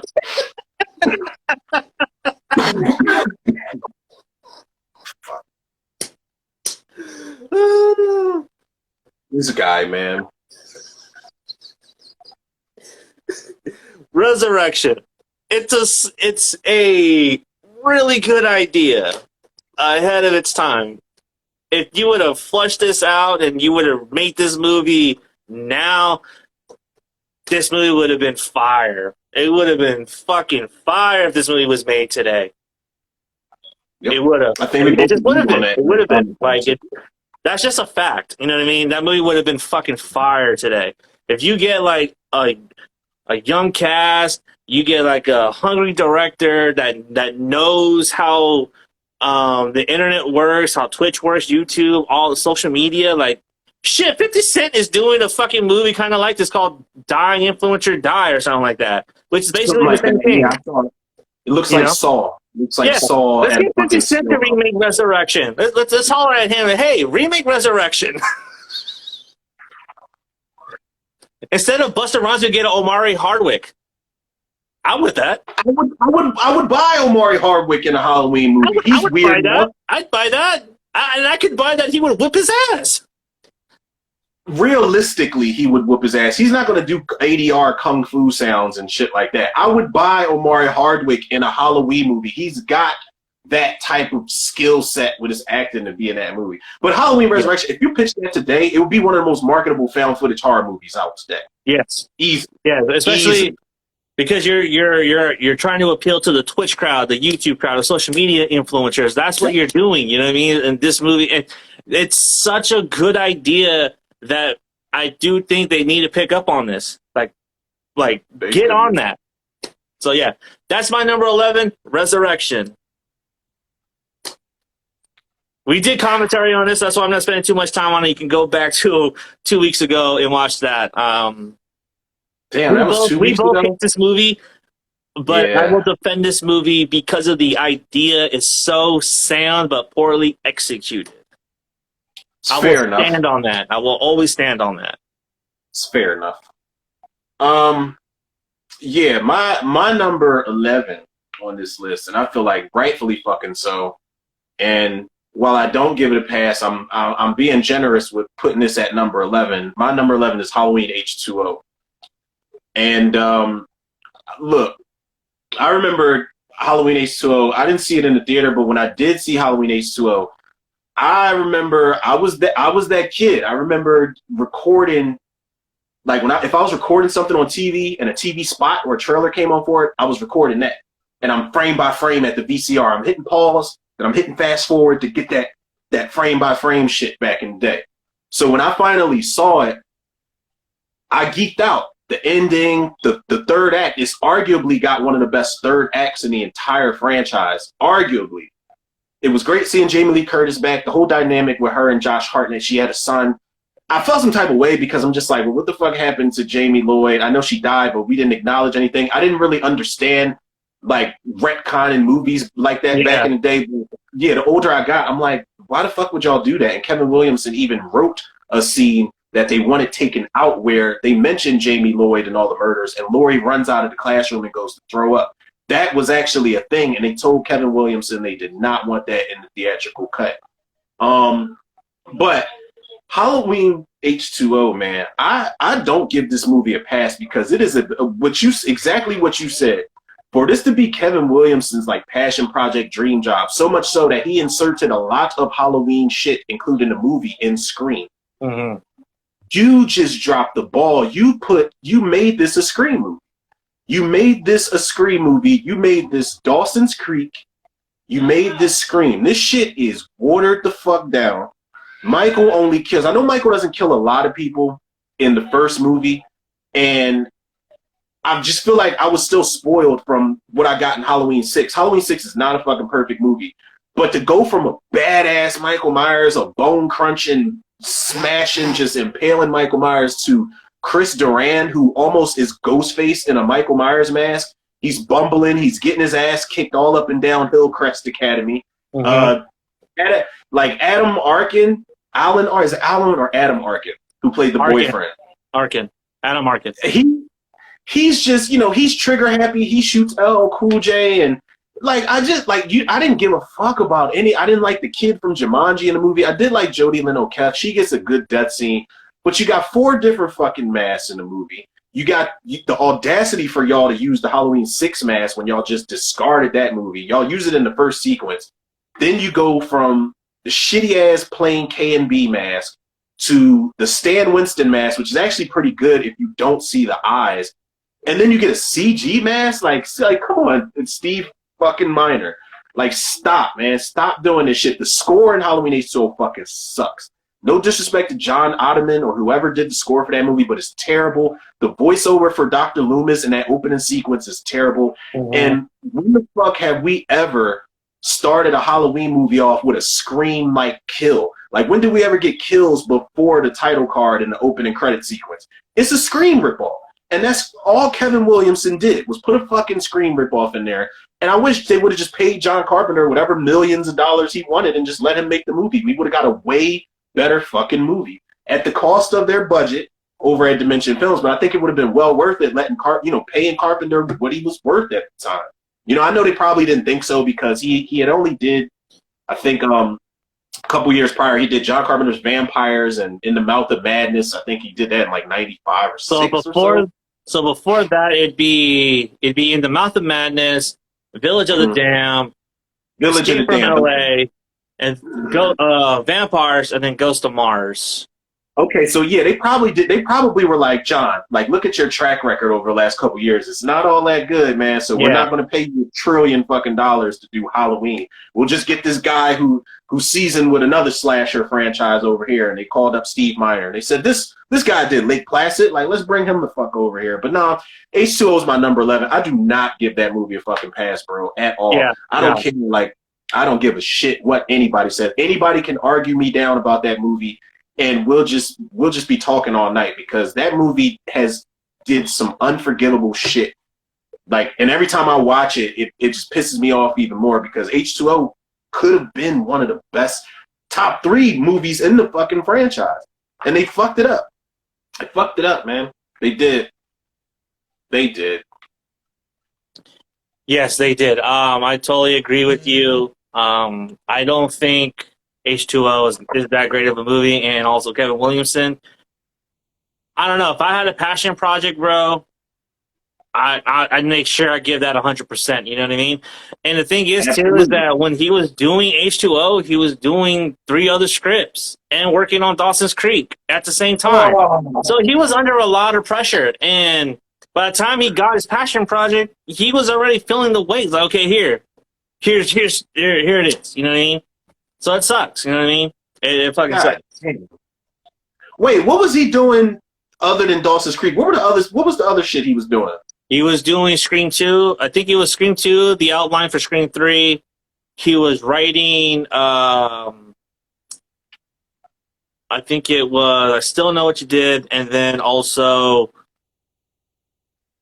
Cursed. Oh, God. And I Still Know What You Did last summer. I do. Cursed fucking sucked. Scream 2 was an inferior sequel for me. It's not terrible. It's not the worst in the series. But for him to I know he started with Scream, but motherfucker, it's Halloween.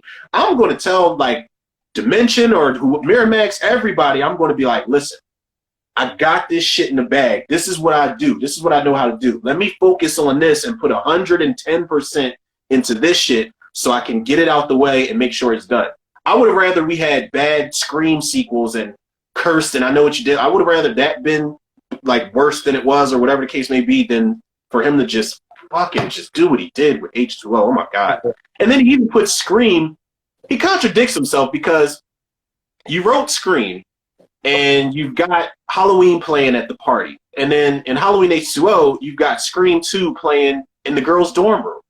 So it's like, what the Yeah. It's fucking Kevin Williamson, man. My number 10 is Rob Zombie's Halloween, the unrated cut. I had to put it at number 10. I could not justify getting it any higher than... Yeah, I'm sorry, man. I'm sorry. The unrated cut, it just drags on just a little longer than it should. You need to cut certain sequences out of there and get the fucking movie rolling. And also, we talked about this too, he remakes John Carpenter's movie. He doesn't make his own movie, which is unfortunate because I would have loved this. He makes his own movie in sense of tone, but he's remaking the first movie, at least the third act of that movie, shot for shot. Yeah, it's too familiar. Yeah, Too familiar. so Rob Zombie's at number 10. I can't justify putting it higher than that. I think that's the right spot for Rob Zombie. And I think it introduced us into a much meaner, bigger, more visceral type of Michael Myers that we'd never seen before. Yeah. I mean, maybe 6. Maybe 6. We saw a little bit of that, but we don't. I just think that Rob Zombie's Halloween is at number 10, especially the unrated cut. The unrated cut goes on. The hospital scenes go on way too long. The interrogation scenes go on way too long. I was about to say the unrated cut is where the shit at Smith's Grove is like extended, right? Yeah. And the escape sequence is different because I think the unrated version isn't it the rape sequence instead of when he fucking or is that the unrated director's cut? It's the unrated. I think that's unrated. Yeah, because they just threw a fucking rape sequence in there at some point in the unrated director's cut. I'm just like, all right, man, this is just too goddamn much. Yeah, but yeah, I see your gripes with the shit because that's definitely one of the gripes I had with it. Is it's too fucking. It almost goes into not Gus Von Sant psycho territory as far as the remake goes, like shot for shot shit. But it is kind of like when Alexandra Aya did the Hills Have Eyes remake. I love that remake, but it is a lot of frame by frame, shot by shot, scene by scene shit in the original movie. And a lot of people give it a pass for that. But yeah, no, I see all your complaints with Rob Zombie's Halloween. I like it, but it's just too. He had to kiss the ring. That's all he had to do. He had to kiss the ring so he could branch off and do his own thing. Yeah, so that's my number 10, Rob Zombie's Halloween. Can't justify going any higher than that. But I'll tell you right now, this is where it starts getting controversial. I'll tell you that right now. Yep. Yes, it does. Our lists aren't too far away from each other at this point, though. My number 10, though, I had to get this shit together this morning, bro. I'm not gonna hold you. My number 10 in the Halloween franchise ranking, my number 10 is Halloween Ends. Ooh. Now, yeah, okay. And this was a tough one, bro. I'm not gonna hold you. Halloween Ends. We covered this shit thoroughly yesterday, so I'm not gonna take too much time up on this one. Yes, you can go to the Bump in the Night podcast 1428 at Podbean, Spotify. Romero and Michael Siri were on the show, and yes, we completely did a deep dive on Halloween Ends. Yes, we did. So I'm not gonna drag this out, but Halloween Ends is at my number 10 because it's not the worst one in the series for me. It should be. It should be. I'm looking at it like all right, I'm being nice. I'm gonna let you get a little bit of dessert, even though you've been a little shit at the dinner table type of thing. But like Halloween Ends there, like we said yesterday, there's a lot of good things in the movie. I feel like it was good to see Laurie smile again. It was good to see Laurie like feel like free again, like as free as she felt probably since H2O or the first movie. I love seeing that for the character of Laurie Strode. I feel like she deserves that at this point. Allison wasn't terrible, but she was just such a bitchy, naive character in this movie. Corey Cunningham, the whole copycat shit, bullshit, but he gets the best kills in the movie. And I can never take that away from this fucking movie or the character. I watched it again earlier today, and I'm like, that blowtorch to the face and stomping on that girl. God damn, like that whole junkyard sequence was fire. And I'm like, the way it was framed and the way the kills pan out, he catches 9 bodies in that movie to Michael's 3. And I will say that the third act should have been longer. We talked about this yesterday. It should have been longer, but I can appreciate how it was like a flat out just random fisticuffs where nothing was planned. She wasn't prepared for it. They didn't have booby traps. Like you said, her shit wasn't all booby trapped up. I could appreciate it for the fucking 2 minutes we got it, but it should have been way longer. It was something about seeing Michael Myers crushed up in a grinder that it was sad to see. It was bittersweet, but I respected it because David Gordan Green was like, listen, I'm done.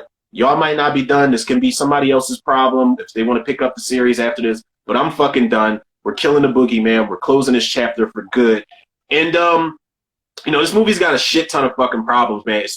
We spend too much fucking time. We spend 2.5 acts with fucking, speaking of Dawson's Creek again, we get a Dawson's Creek love story, which I could have gone without. Corey Cunningham turns into Ryan Gosling from Drive, but something about the movie, man. I love the score. While it's too much of a slow burn, I like that we do get to miss Michael Myers, but I feel like we miss him for all the wrong fucking reasons. And the things we got that substitute missing Michael Myers, we didn't really need that shit. I feel like we got enough of that in the first 2 movies. But it just wasn't a good send-off overall, but it's not the worst in the series. That's why it's at number 10. I had to find a home for it, so that shit can be smack dead number 10. At least it makes the top 10 in the Halloween franchise. Yeah, I would agree. I would agree. My number 9 though is Curse of Michael Myers, the producer's cut. Okay, all right, boom. Okay, justifiable, 200%. The producer cut is also known as 666, The Curse of Michael Myers. And you know what? That's actually a fire movie. I think it's a much better movie than the theatrical cut. The anatomy scene is pretty gnarly. I love that. What? You like the producer's cut over the What I do like about the producer's cut over the theatrical is the score and the more Loomis parts that we get. I don't know why the fuck we cut Dr. Loomis scenes out of that movie. There's scenes with him and Dr. Wynn that should have been kept in that fucking movie. And then it makes much more sense toward the end. Like his reveal is much more like, oh, duh. It means a lot more. It makes much more sense. I don't know why. I guess you're trying to compound it to like appeal to the theater audience, but that producer's cut is actually a fire fucking movie. It's much more better. There's more kills. There's the hospital. What is the scene when they operate the operating table? That's actually a fire scene with the strobe lights. Yeah, that was dope. I just think The Curse is just a better movie. It's just a mean-spirited movie, and we see Michael Myers finally fully formed. Like we see him be Jason finally. You know what I mean? Yeah. Like in a sense of not supernatural, but in strength and in brutality. And Paul Rudd's in the fucking movie. Like, come on, like Paul Rudd's in the movie. Paul Rudd grew on me, man, because it's like every time they recast a major character, I always think that they're playing somebody else. So when Paul Rudd, like, he's just so fucking awkward. But I do like him better than Anthony Michael Hall as Tommy Doyle. I don't give a fuck. Yeah, for real. And he put in more work. He wasn't just, swinging old Huckleberry around for show. Tommy beat the shit out of Michael. Like, I think that's the theatrical cut ending. Tommy beats the fuck out of Michael Myers with that lead pipe at the end of that movie. Cinema Space says, one best kill, don't give him too much credit, referring to Corey Cunningham. He also says, how are you going to sideline your major villain? And then Halloween Kills is a curse. What's he say? God damn it. Halloween Kills is a curse. Say evil dies tonight in the bathroom with the lights off. Mariah Carey shows up. Oh my God. Okay. I want you to leave Mariah Carey alone. Okay, so hold on a second. So it looks like Ginger Snap and Aaron both want to join. Uh-oh. The more the merrier. This is so rare that Ginger Snap... Oh, I thought she said she wanted to join. You don't want to join now? I thought you wanted to join. My bad. Well, Aaron wants to go. Let's see. You want to join the ranking? You don't want to join the ranking, Elisa? Or at least type in your... Oh, what the fuck? Are you kicking people off now, Johnny? I guess. Shit, sorry. I went to write in. Oh. I thought when I saw you said you wanted to join, I was like, oh, what? Hell yeah. This is monumental. Fuck yeah. I don't want to be on camera. Because her fucking fall makeup's not on her, that's why. We are on. So we're ranking the Halloween movies. Elisa, my it's our 13 movies. So at 13, I have Revenge. At 12, I have H2O.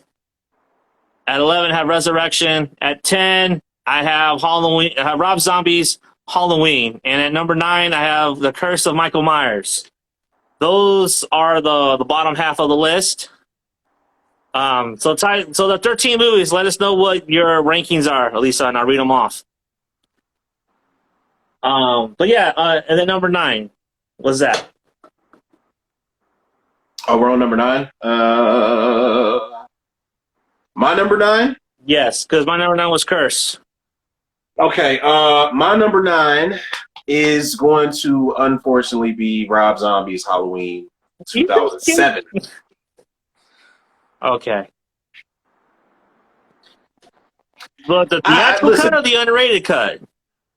The theatrical cut. Like, I didn't even really think to separate the different cuts. I was just going based off the theatrical cut. But this was another thing where when the trailers dropped for this movie, I think the movie guy's voice got me more pumped up than the actual trailer itself at first, because he's like, Rob Zombie unleashes a new vision. I'm just like, oh shit, it's just about to get dark. So first of all, I was ready for anything after Resurrection. But Rob Zombie, he put the balls back on Michael Myers. He put the oomph back into the character. He made Michael Myers, while Tyler Mane's not real, Michael Myers didn't scare me in this movie. Michael Myers is imposing his shit in this movie. I felt like in the last movie we got, Resurrection, I felt like we could, if we were stuck in the Myers house doing a live stream, the three of us, we would beat Michael Myers the fuck up and just walk right out the front door. Because Brad Lorry is a shitty Michael Myers. He's trash in that movie. So for fucking Sabretooth from the first X-Men movie to play Michael Myers, I'm like, yes. I did not, however, I don't like Malcolm McDowell as Dr. Loomis. I can't fucking stand him. I think that was terrible fucking casting. I agree. He recycles so many lines that are cringeworthy.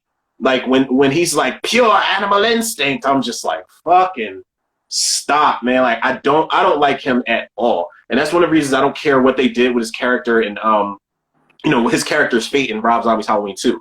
The things that are fucking great, and I didn't like Dave Fairch as young Michael Myers. Nothing against that kid, but I just did not buy him as the person who would grow up to be Michael Myers. Chubby Michael Myers, little chubby kid. Yeah, then when he's running, he's like, he looks like he's just running like it looks like how you run in your dreams, and it's a dolly zoom, like how Jo Beth Williams was running in the hallway in Poltergeist, and she just wasn't going anywhere. That's how his fucking run was in the hallway. And then you played the music when he was running the hallway. It wasn't the right time to needle drop at that point.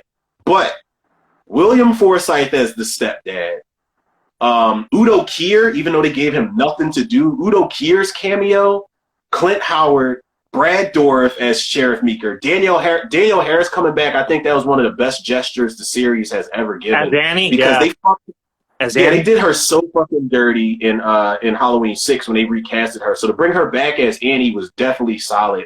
And Dee Wallace, I love Dee Wallace. Like, and Ken Foray, you had Bill Moseley in I think it was the theatrical cut when he escapes. Bill Moseley's in there. Tom Towles from Night of the Living Dead. Rob Zombie knows how to cast genre familiars, man. Like, he's fucking great at casting. But the movie, Johnny, like you said, I agree 200% what you said. It's almost the last 2 acts, damn near, or the third act is almost like shot by shot. He's recreating John Carpenter's movie, and it's just too fucking familiar for me to rank it like any better than number 9. And the ending's cool, but that part in the Myers house where Laurie's hiding and Michael's just fucking up the ceiling with a 2x4, it's just pointless. Like, I feel like he could have just waited until she came out the ceiling or some shit. It was just an excuse to show Tyler Mane's strength, and that was actually part of the reshoots. They shot a completely different ending. Originally, Michael Myers gets killed. He's outside the Myers house, and he gets gunned down. I think that's the work print version. He gets shot up by Bracken and the cops. By the sheriff, right? Yeah, he gets shot up by Bracken and the cops in front of Loomis and Laurie, and then they're doing like this spin around zoom out while Michael's dead in front of the Myers house, and then you hear the tape recorder of him as a kid. It was different shit they shot, but I don't know. It's just a little too familiar for me, and some of the dialogue's cringeworthy in that shit too. Yeah, that ending is actually on the unrated cut. Like it's actually on as a deleted scene, as an alternate ending. Like a deleted thing. Okay. Yeah. That's actually on there. My number 8 is Ends. Halloween Ends. My number 8 is Halloween Ends. We did like a deep dive on that again. I would just say that I'm creatively, as someone that is a creative person, they made the least interesting creative choices in that movie. I'm just gonna say that. And yeah, I think had you given the reins to me or Romero or Elisa or Michael, we probably would have penned a better third act. I would have made a better Ellie movie. Bean, And I don't even like the Halloween franchise. Justice for Corey. Fuck Corey. He Justice for didn't Corey. even need to be in the fucking movie at all. Whatsoever. You would have taken Corey Cunningham out the movie, I would not have batted a single fucking eye at all. No, Yeah. but at the same time, it's like you wrote this character, so now you got to use him. Like you got to use him. Don't diss my man, Elisa says. Okay, but yeah. GK, now Corey. Okay. I forgot she likes Corey. I'm not gonna touch that one. Halloween Ends. So yeah, you can go listen to our review over at the Bump of the Night podcast 1428. You can listen to Aaron's review over there at the Cinema Space podcast as well. We have 2 different takes on the movie, and yeah, I just say creatively it could have been better. It could have been way better creatively. Even with the Corey character, there were some creative choices you could have made that would have made that dynamic much more interesting, and yet you didn't do it. Yeah. That's on Green, that's on McBride, and that's on those other 2 fucking writers who didn't bounce ideas off each other. What are you doing? I hate that shit. So yeah, that's my number 8. Like first ideas. What was that? It really felt like first ideas. Like they just thought of like one idea and they ran with it and they didn't think of any more to do. Well, there's like 4 different writers on that fucking movie when the first 2 only had 2. So yeah, there you go. I'll read Elisa's ranking. I think this is from her best to worst. It's Halloween, Halloween 2, Halloween 3, Halloween 4, H2O, Halloween 6, Halloween Ends, Halloween Kills, Halloween 2018, Halloween 5, and then the Rob Zombie movies after that. So. Why she had to say it like that, and then the Rob Zombie movies after that? You know what? She didn't even rank Resurrection, so that's how you know how bad that movie is. She didn't even put it in her ranking. and good for her for not acknowledging that piece of shit. Right? She also said MGK will be in the new Halloween. We should be so lucky. I would have taken him as Corey Cunningham over Rohan Campbell. And no disrespect to Rohan, Mr. Rohan Campbell, but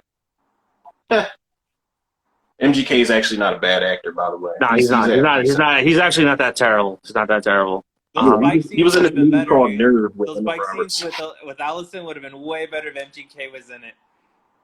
Yeah, he would have been channeling. He would have been channeling the shit that he originally wanted to do to Eminem when Eminem dropped the diss track. So he would have been method acting at that fucking point in his career. Yeah. All right. So we're at number 7. No, we're on 8. Oh, you're on number 8. You're on number 8. Yeah, I didn't do my.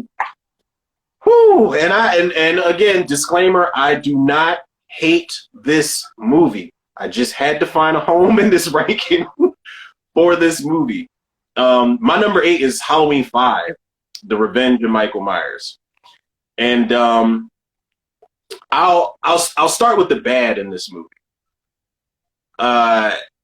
For this to be a follow-up to Halloween 4. This shit is a disrespectful. I'm not gonna say it's lazy because they tried a bunch of shit that just didn't work. But this is a fucking fumble of a follow up, man. Halloween 4 brought the franchise back to where the fans wanted it to be with Michael Myers. And Halloween 5 did what, they thought they were Friday the 13th. They thought that they were a Nightmare on Elm Street, where let's do this year after year after year. Let's get it cranking. We made this money. Let's get back in the lab and cook up the next one so it can drop next year. And Halloween is not supposed to do that. Now, granted, we got Halloween 2018 and kills and ends in a decent amount of time, but they rushed the shit out of Halloween 5, and it shows. Jamie can't talk in this one. That's a mistake. Like you said, Johnny, and I agree 200% on that shit as well. Rachel, Ellie Cornell even had people. She had them rewrite her death scene. She's supposed to get scissors stabbed down her throat, and she was like, "I'm not dying like that. I'm not going out like that." So they rewrote her death scene and made it even more trash. She turns into the Friday the 13th girl who gets naked. She's running around in a t-shirt. She's in the shower. She's running around in a towel all soaking wet. And nothing against Ellie Cornell. I love Ellie Cornell, but we got so fucking invested in this Laurie Strode-like character just for y'all to fucking kill her in the first 15 minutes or so. Yeah. And the death scene is just a stab, and that's it. And you see her dead body to add insult to injury. Somebody said something about the character of Rachel that broke my fucking heart in the YouTube comments. They said that car chase sequence, it should have been Rachel to give her life for Jamie instead of Tina. It would have made more sense. And I was like, yeah, like just kill me, man. Like, god damn, that would have been so much better, and it would have been so much more impactful if they did that. I agree with you about the mask. The mask is garbage. Don Shanks is tall as shit, won't tuck his mask in. He doesn't bring anything new to the role of Michael Myers, so he's not really as scary as George B. Wilbur was in the last movie. Loomis is crazy in here, but you keep doing the same shit. They make the mistake of, you just saw, Ben Meeker just saw what the fuck Michael Myers could do in the last movie. And he's back a year later, back to this, oh, well, I know what I'm doing, Loomis. You don't know what you're talking about. Bullshit. And they got these characters who are just paper thin. You got Spitz, you got Tina, you got Sam, you got Michael. Michael Myers putting on the fucking, the gangster mask and shit, driving around in the other Michael's cars. It's a lot wrong with this movie, but I don't hate this movie, and I will put it at a number 8 because this movie scared the shit out of me when I was a kid, so much so that I was afraid to go to sleep when I was done watching it, because it was the closest Michael Myers had ever gotten to actually killing Jamie. That car chase sequence scared the shit out of me when I was a kid, and there's an atmosphere here. It doesn't carry on from Halloween 4. Halloween 4 is blue. As soon as you kind of start the reshoots that they did to fill in the ending of Halloween 4, shit turns orange. It's very orangey. Like it feels like it's hot. It's two different, when it's supposed to be cold. Exactly. It's two entirely different tones. And I don't think Dominique Othenin-Gerard was the guy to write or direct this movie. And I forgot to mention the Myers house is way too fucking big. They didn't even try with that shit. No. But for Jamie to carry, for Danielle Harris to carry a second movie as well as she did with way less dialogue, I feel like that was great. It was great to see Loomis again. It's always good to see Donald Pleasance. There are not a lot of good kills, but I like the barn cat and mouse stalk sequence. That was kind of creepy, but for the most part, like it's another fumble in the series that is supposed to follow up a great movie, and they just didn't. They didn't do a good fucking job with it, man. Like I said, I don't hate it, and there are parts that are still creepy, and it did scare the shit out of me as a kid. But I feel like this is where we're at with the Revenge of Michael Myers, man. And they introduced the Man in Black, which I do feel like was a mistake. It was a big fucking mistake. It painted them into the corner. You had part of a Scorsese movie at the end of it when he's just coming in with the fucking Tommy gun in slow motion, and we should have saw that sequence. They shot that sequence, but they just never put it in the final cut of the movie. That sequence is actually in the TV cut. Is it really? Yeah. Because you see Ben Meeker get killed. Yes, because in the TV cut, I was like, there's several alternate scenes, and that ending is definitely one of them. Because I guess they had to pad it up for time because it wasn't enough time for it to fill the air. So they added like that sequence. I don't know if you can find it still, but if you can find the TV cut to Revenge, that sequence is in there, and it actually shows them blowing everything up.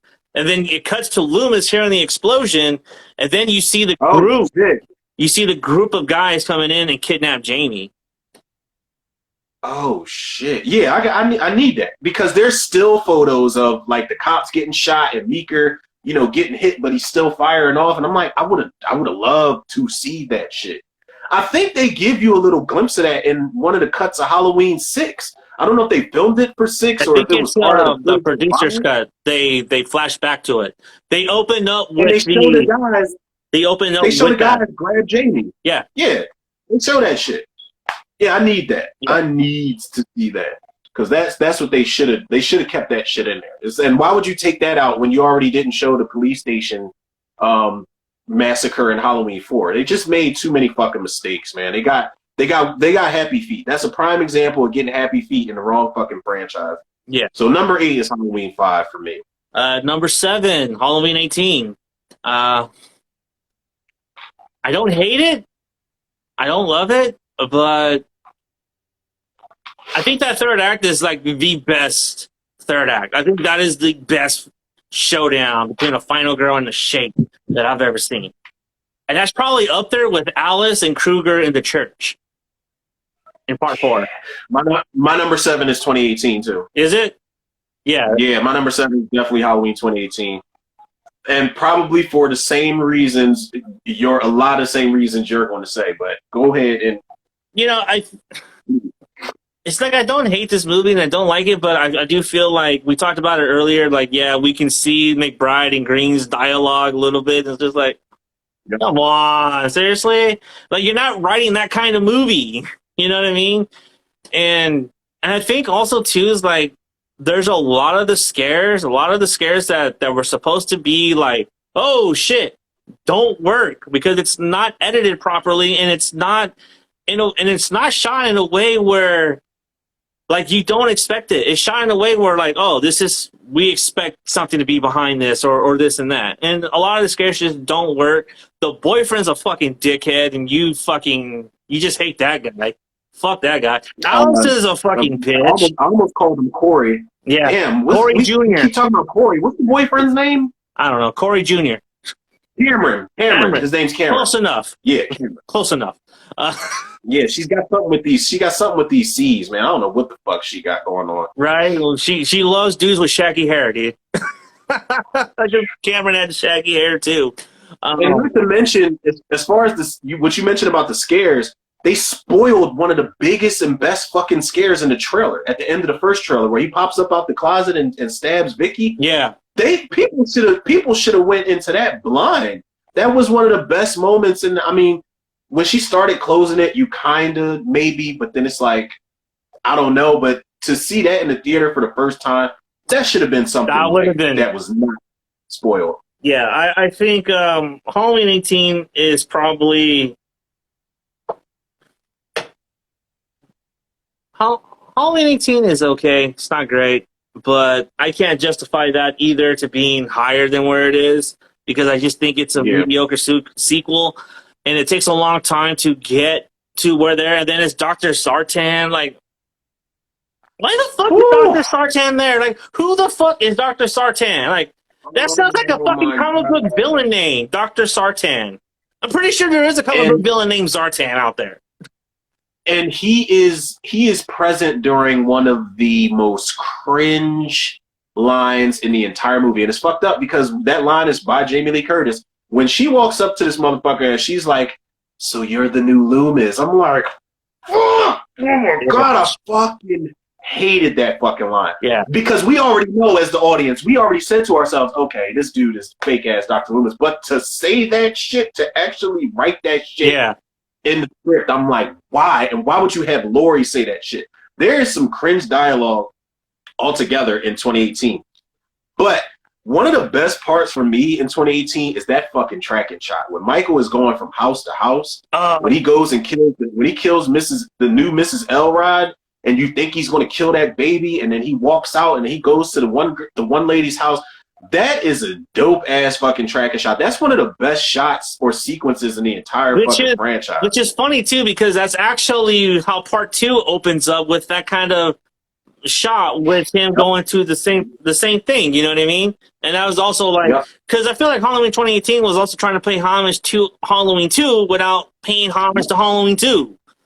And Yep. yeah, they just didn't Come pull the on trigger back. on it. It's like, what the fuck? Why not? Like, just Yeah. acknowledge it. And then like Yeah. on yesterday's podcast, we Right. talked about lazy plot devising of Zartan and Myers and getting Myers and Lori in the same room. But had you just had Lori stalk Myers the whole entire way, that would have been a much interesting movie and a much better movie. And you could have still had your showdown. You know what I would have did if I could have did something with Michael and Lori. You know how she's got her gun and she's drinking in the car when Michael's being transferred to the next prison. I would have had there were rumors that Lori was going to be responsible for the bus crash. I would have had her either be responsible for the bus crash or be there when it crashed. And have Lori, she should have had a Loomis moment from Halloween 4 where he saw Michael in the gas station and they kind of have like this face off and Loomis shoots at him and he gets away. They should have had that shit happen in the dead of night and then Michael takes her fucking car or some shit and just makes his way towards Haddonfield. Then you really got Lori being the Loomis type of character running, saying Michael's on his way back, he escaped, blah, blah, blah, blah, blah. I don't know. It's a lot of different directions we could have went with the. And then it makes sense with all the hatred that she gets in the last one. You know what I mean? All that shit would make much more sense on why the town hates her. Yeah, we need to get this fucking fan film off the ground immediately. I don't think we're going to be lucky enough to get Jamie Lee Curtis. I think she wouldn't even fucking respond to our DMs if we hit her up. She's not going to entertain this shit. All this shit could definitely play out. And another thing, the 2018 movie, the more I watched it, the more I saw the flaws in it. It's another movie that plays it too close to the fucking vest. And that's what David Gordan Green and Danny McBride had to do. Okay, we got to do something so we can get John Carpenter and Jamie Lee Curtis back. Let's ignore Halloween 2, which we said yesterday was like a fucking mistake. And let's ignore Halloween 2 because John Carpenter doesn't like it. And let's just include the first one so we can get them back on board. That was a fucking mistake because it would have made more sense for Laurie's character arc to be what it was if she was stalked 2 times in that night at the hospital and then before when she was in the neighborhood. It would have made more sense. So that's a sin that it committed. I like Halloween 2018 is not, like you said, it's not bad, but it's not like a groundbreaking. I understand. I appreciate it because while I love Rob Zombie's Halloween 2, it's kind of a mess as far as where to go overall. So 2018 did bring the franchise back to like a more grounded, classic story. And James U. Courtney is fucking great as the Shape, but the more I watch it, the more I see the flaws in it. Like the more things they didn't, like you said, they didn't pull the trigger on. Like it's a lot of shit they could have pulled the trigger on that they just did. And you set so many things up that just don't come back. And it's just unfortunate. It is. It's unfortunate. Like, really is. Like, man, Green, you better fucking deliver on this Exorcist trilogy, man. I'm just fucking telling you right now, man. You better fucking deliver the fuck out of it. Like, if this was pizza, bro, you better be here at your destination 10 minutes before you're supposed to be here. All right? If I order pizza and you say 35 minutes, you better be here in 15. And shout out to all the people that are waiting on that Exorcist trilogy. I want to see everybody's response to it. Of course, I'm going to probably do a trailer reaction for it, which won't be for a while, but I have no real interest in it. If you're not trying to be better than the Exorcist 3, which is damn near impossible, then I don't even want it. Y'all want to say something controversial? I don't get it.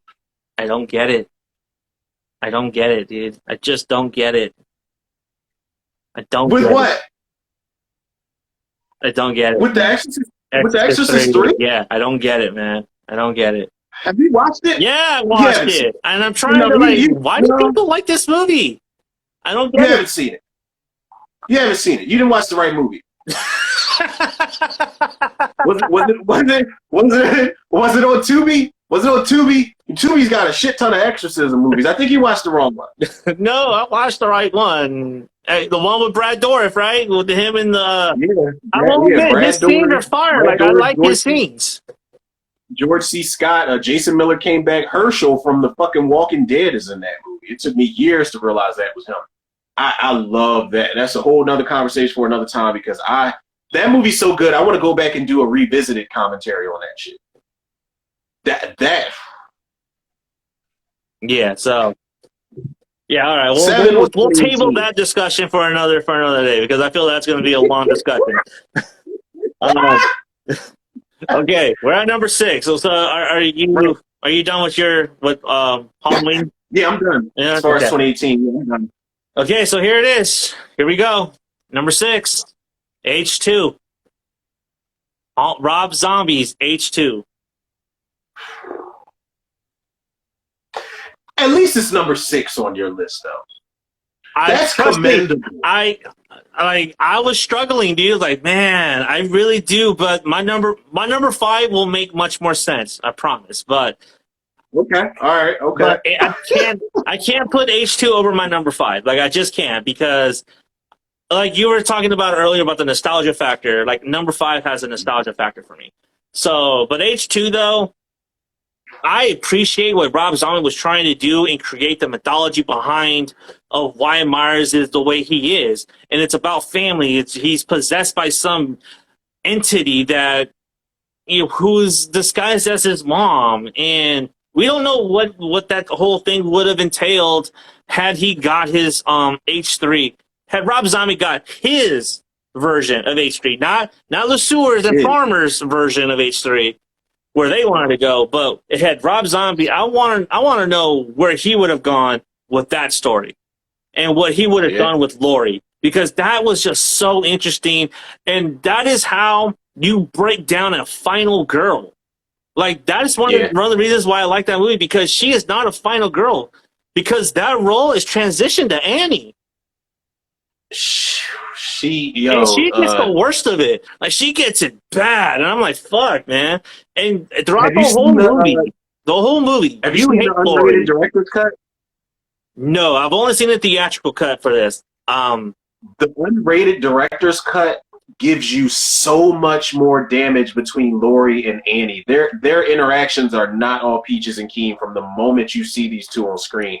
They've got 2 scenes where they drag the dialogue and the moments out, and you see like they're almost on some, to make a Clerks 3 reference, they're on some Randall and Dante shit where it's just like, yo, like why are y'all arguing? You're friends. Like you're a viewer watching these two fucking people who are supposed to be best friends go at it. And there's a line Annie gives Laurie at some point, and she's like, you act like you're the only person whose life got fucked up. Like I'm fucked up over here too. And she's like, I'm not buying the scar, right? That's in the trailer. Yep. That's in the bootleg trailer. That was good continuity on Rob Zombie's behalf to still have her have those scars. Yo, I love that he did that. Yeah, the little things. And I just like how Laurie is just like unlikable. You're like, fuck this bitch. Yep. You're kind of like, fuck her. You know what I mean? You really are. Because you're not rooting for her. You're like, fuck this bitch. Like, okay, whatever. Because she's spoiled. She's obnoxious. She's not likable. But she's charismatic and she carries the scenes, which she's supposed to do. But by the time she is completely broken at the end and she has her Norman Bates moment when she looks up at the camera and smiles. Yeah, that's a great fucking scene. That scene is so good. I was like, I got chills. I'm like, oh my God. And then you see the white, Sherry and little Michael walking toward her. Oh, that was just so good, man. It was just so good. And that is Rob Zombie. That's how he would make a fucking Halloween movie. Like, I wish that was the version we got in Halloween. Like, I wish we didn't get like a remake of Halloween. I wish we would have got H2 instead. Because I think H2 is a fucking phenomenal movie. I don't understand the hate that movie gets. I love that hospital sequence, even though it's a dream. It's still a good sequence. And it's earned. It's earned. That shit, that hospital sequence, man, is like some of the best Michael Myers shit I've ever seen. When I first saw that sequence, when he kills Octavia Spencer, I was like, God damn, listen, I don't even want you to kill anybody else after this.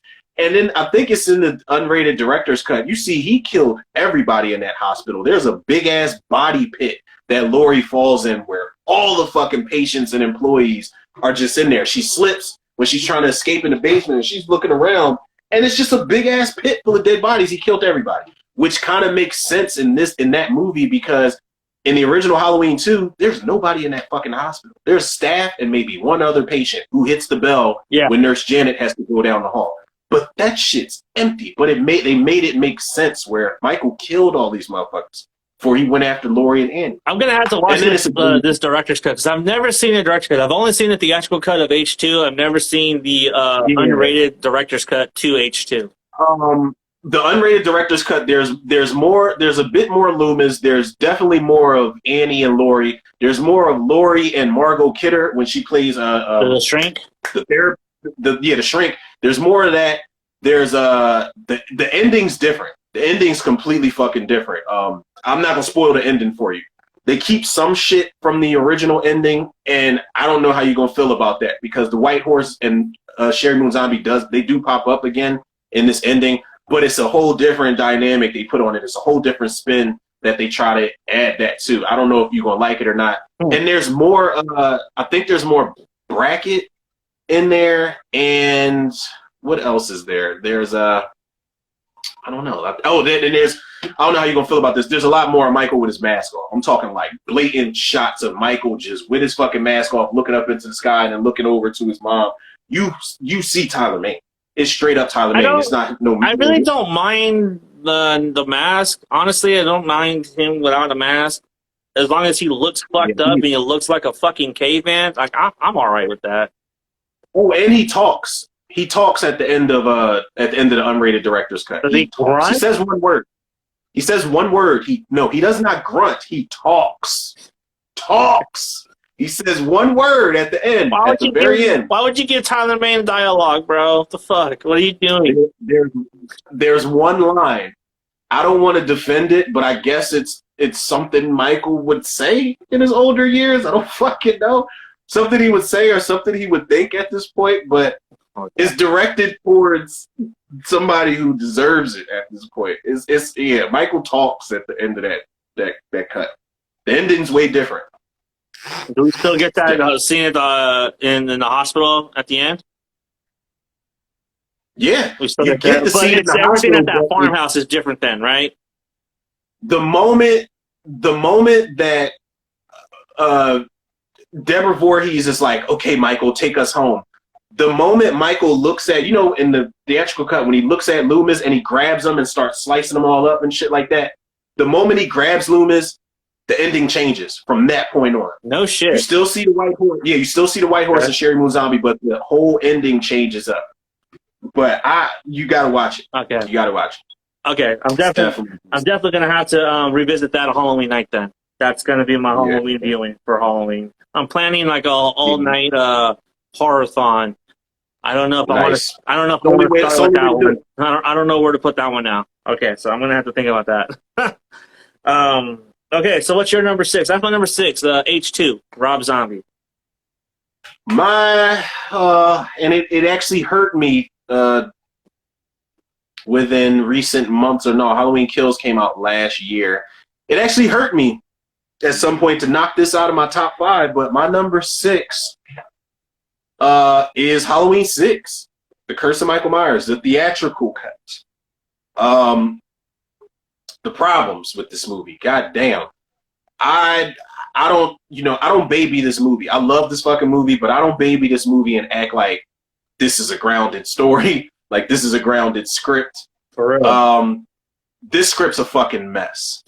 And there were tons of scripts, and no disrespect to Daniel Farrens. I would love to get Daniel Farrens on the show so we could interview him and ask him about like those original ideas for Halloween 6. But even the original script ideas, there was a lot of bullshit floating around. But he's always said it was too many cooks in the kitchen, studio involvement, producers. They were changing shit up at the last minute, whether it be the script or the scenes. The script and the story is a fucking mess. Joe Chappelle, I don't think they let him do what he wanted to do with this movie. He had to make 2 different fucking cuts of the film. He had to shoot 2 different versions.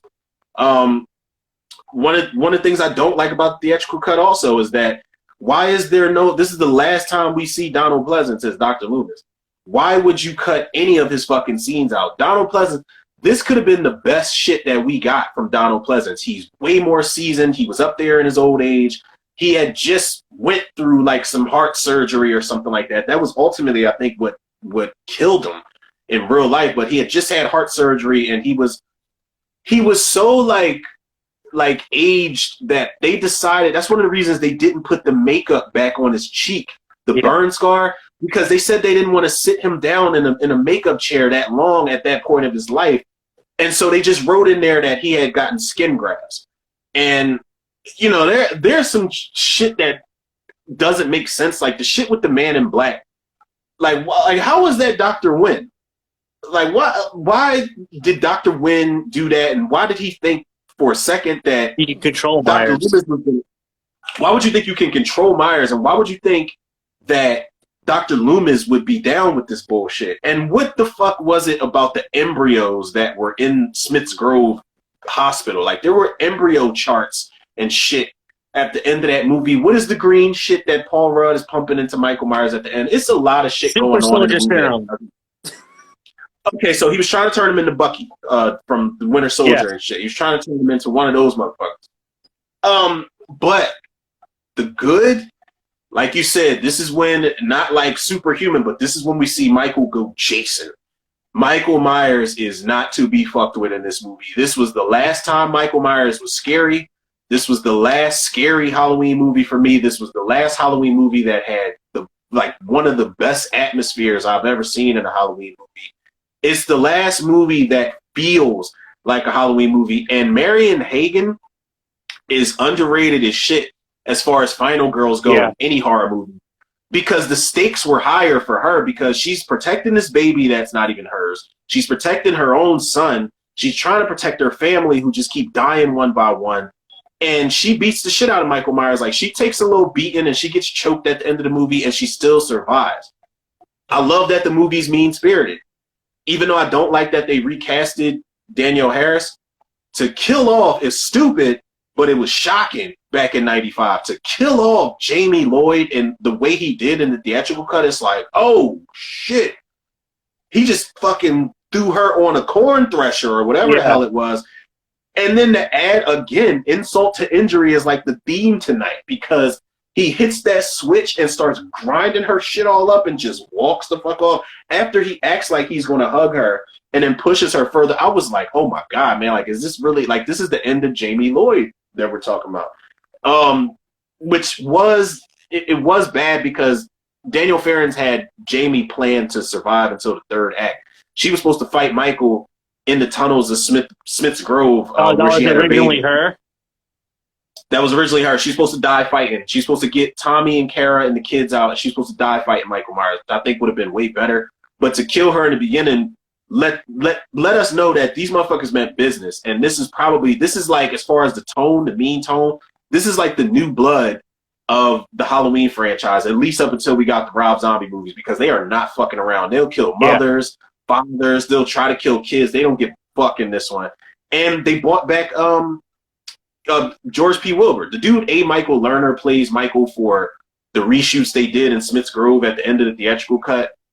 But one of the last things I want to say, because I don't want to nerd out too much over Halloween 6, that third act in Smith's Grove is hands down like some of the top 5 Michael Myers shit I've ever seen on screen. When he kills those, like, from the moment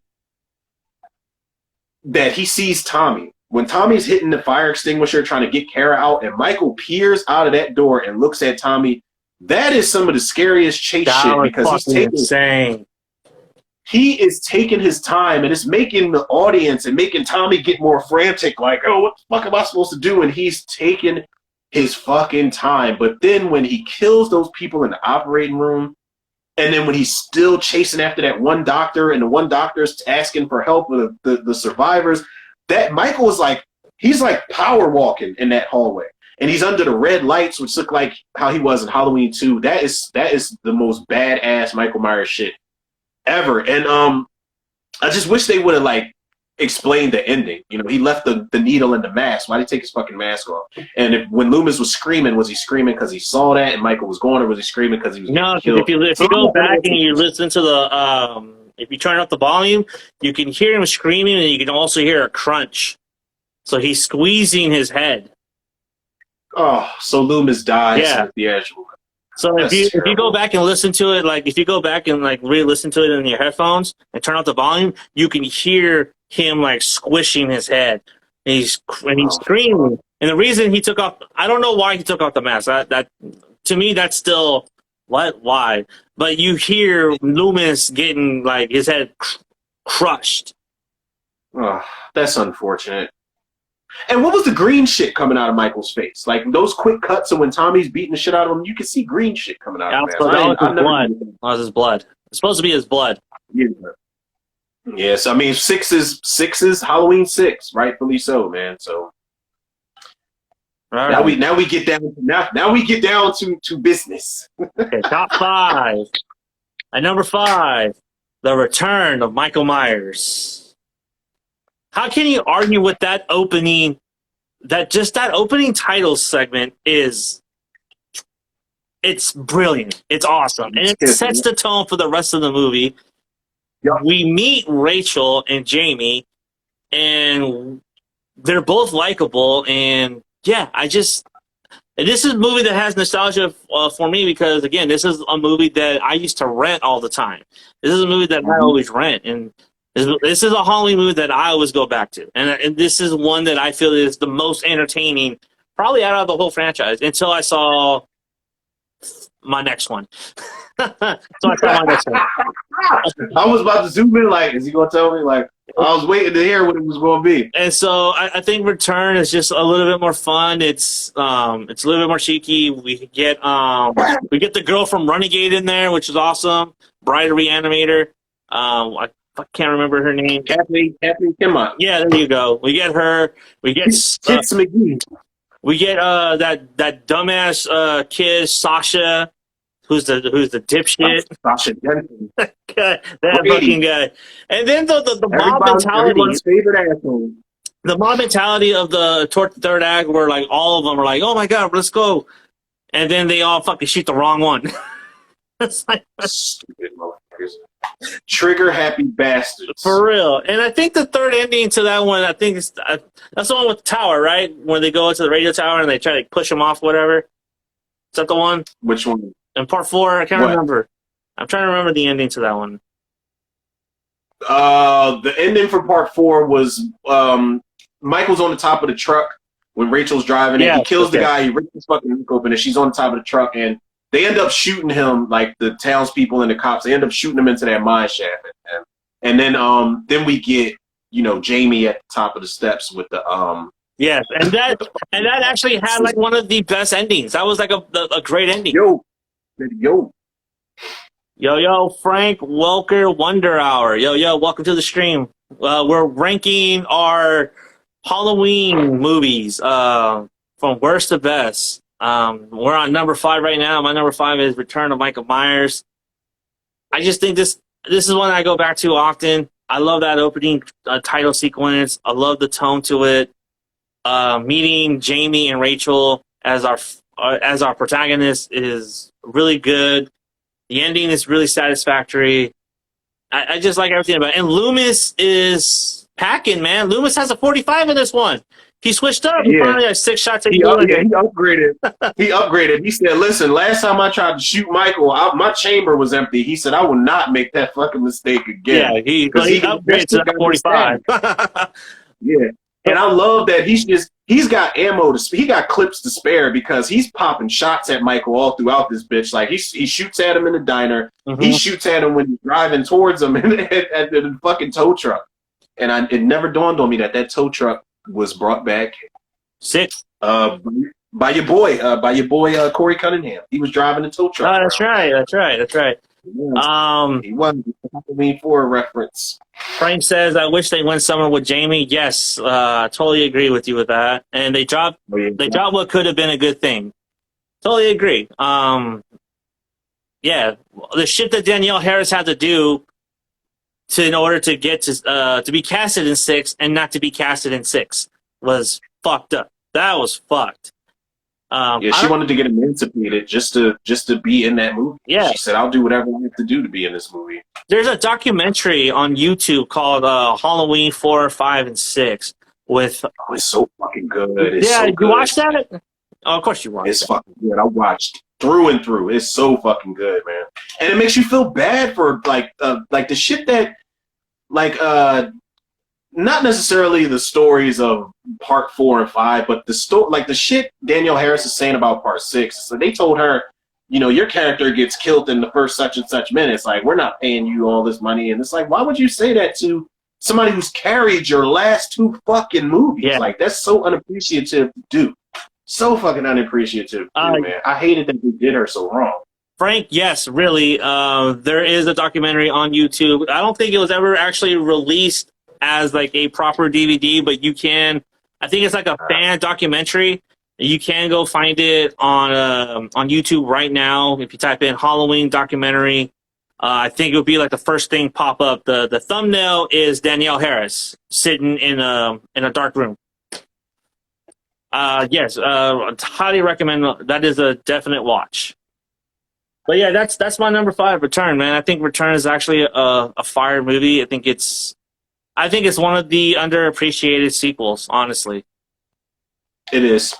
And I don't understand I'll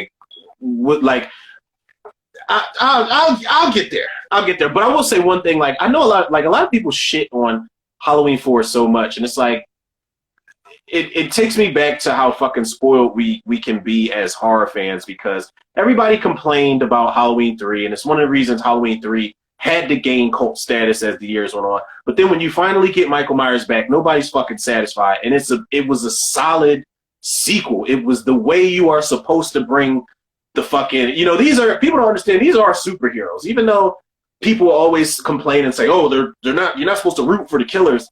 This is who we're going to see at the end of the day. If we got characters, that's a bonus. Unless we've got returning characters, then the characters we end up loving is just a fucking bonus. We're going to see these people. We're going to see Michael Myers do his thing.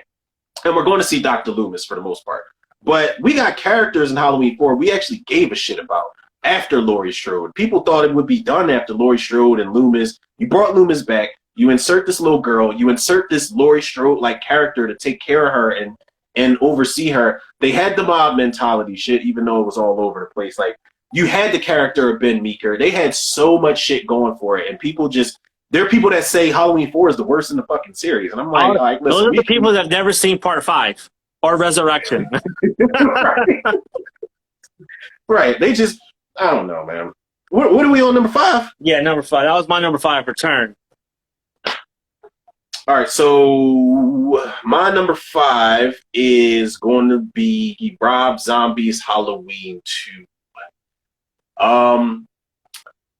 Listen, I wear my Rob Zombie's Halloween 2 badge with fucking pride, and I get completely crucified and torched in every comment section by random people who are like, you're not a Halloween fan if you like Rob Zombie's Halloween because he disrespected the franchise. No.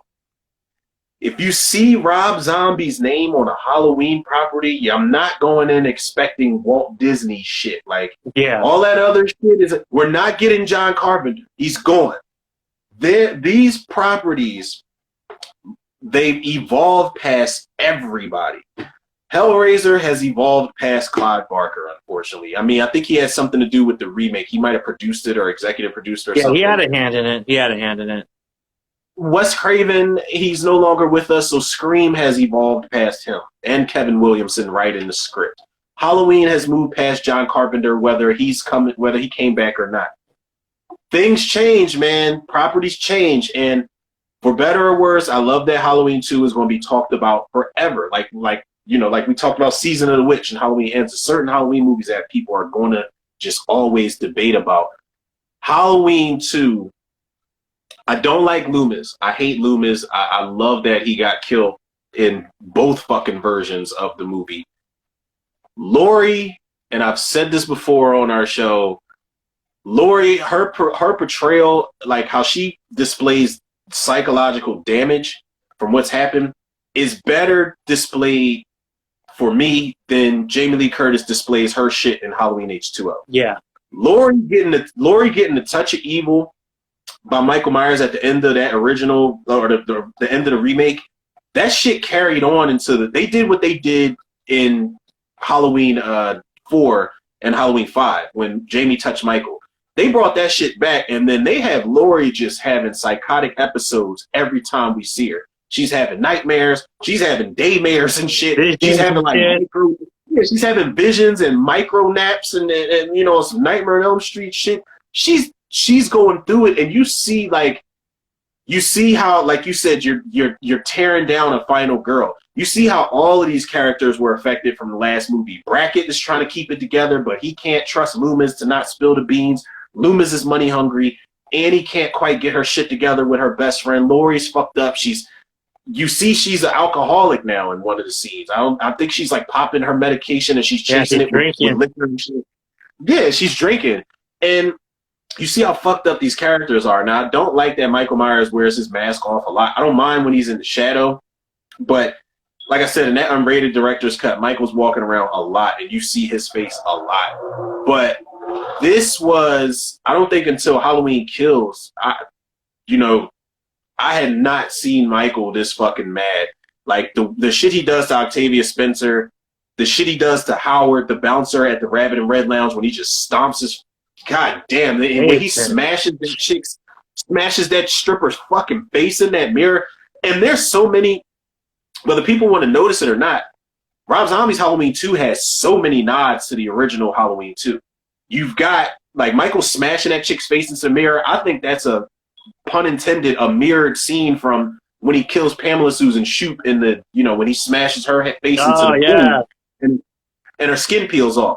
The deputy that's watching Sheriff Brackett's house, Michael comes behind him undetected and strangles him to death. Only he breaks his neck. I think that's a nod to when he killed Bud in in Halloween 2. It's so many. I think that him just pretty much getting all the fucking blood out of the black nurse in the beginning, I think that's a nod to when he killed Mrs. Alves and bled her out through the IV. I think he just did it in a more gruesome way to the black nurse this time around. Like, it's so many. Buddy, getting the axe to the back was kind of like Mr. Garrett getting a hammer to the head. The useless fucking, the guard at Haddonfield Memorial Hospital. The nods are there. The story is carried over from the last movie. You see the characters broken the fuck down. It's not a happy ending for anybody in either ending. I really want you to see, you got to see this fucking unrated director's cut so you can see, like, that's not a happy ending for anybody either. Nobody involved. But I respect Rob Zombie for, whether he ever comes back to it or not, I will respect him for bringing the franchise back to where it needed to be. Like, let people take this shit seriously again. We can't have this gimmick shit like Halloween Resurrection be the last taste we got in our mouth for the series. Like, I will always give Rob Zombie his flowers for both the movies, even though they got flaws and all types of shit. I got so much respect for that dude. Maybe I should tag him in the comments or something. Tag him. See if he'll jump on.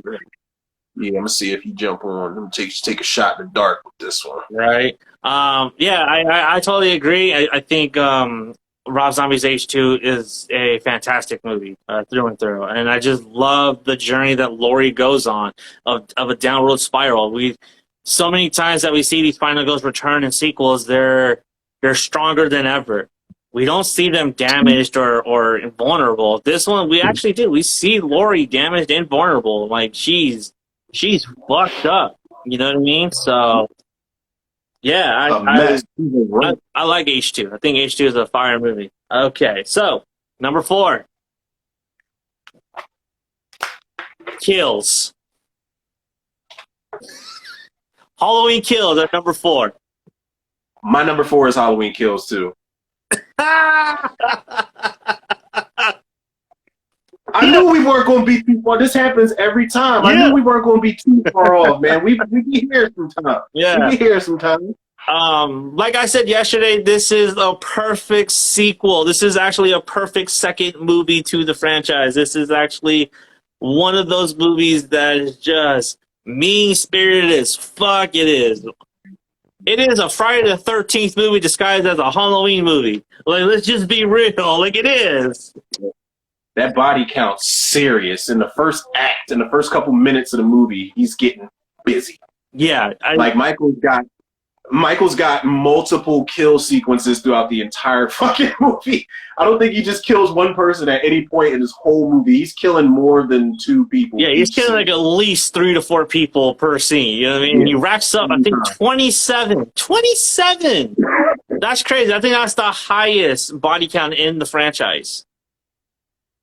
Yeah, it should be. Because between the fire department and the mob sequence at the end alone, that shit, you know, and the park sequence, I think he kills 3 people. He kills Marion, he kills Marcus, he kills 6 people because he kills the 3 kids in the mask. No, he kills the 1 kid. He kills that 1 kid because he's got the fucking he's got the silver shamrock mask and it's bleeding like from the neck. No, because he puts on the other 2 masks on the nurse and the doctor. On the spinning thing, remember? Oh no, but the kids ran off. Oh, remember, Lindsay tells him to run off. I thought he got him. I thought he got him. Yeah, they're on the swing, and she's like, "There's this guy that wants to play hide and seek with us," and all this other shit. And then Lindsay's like, "Go run away, go run home to your parents and shit." Yeah, I think Halloween Kills is the perfect second movie to a fucking franchise, and this was actually a nice change of pace. I enjoyed this movie. I thought it was exactly what I wanted. It was a slasher movie through and through. Like, that's what people wanted. And people still complain about getting that. I'm like, come on.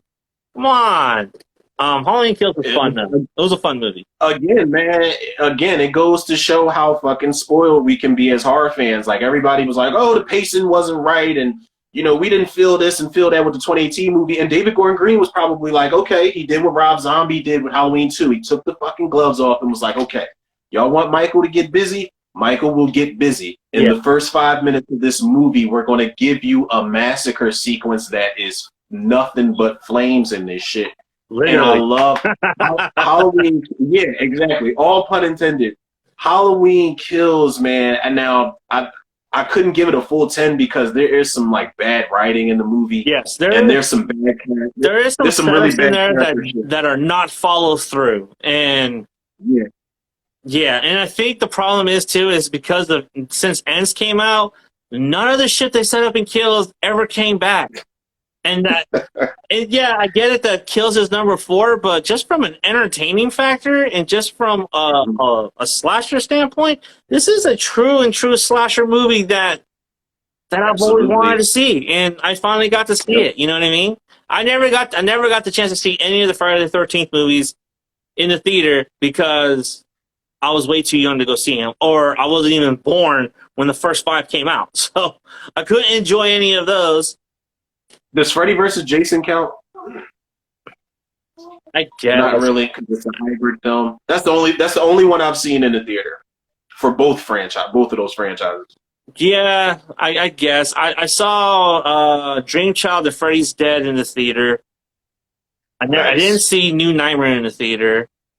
I saw that at home. I saw the remake of Friday the 13th in the theater on Valentine's weekend, which was fucking crazy.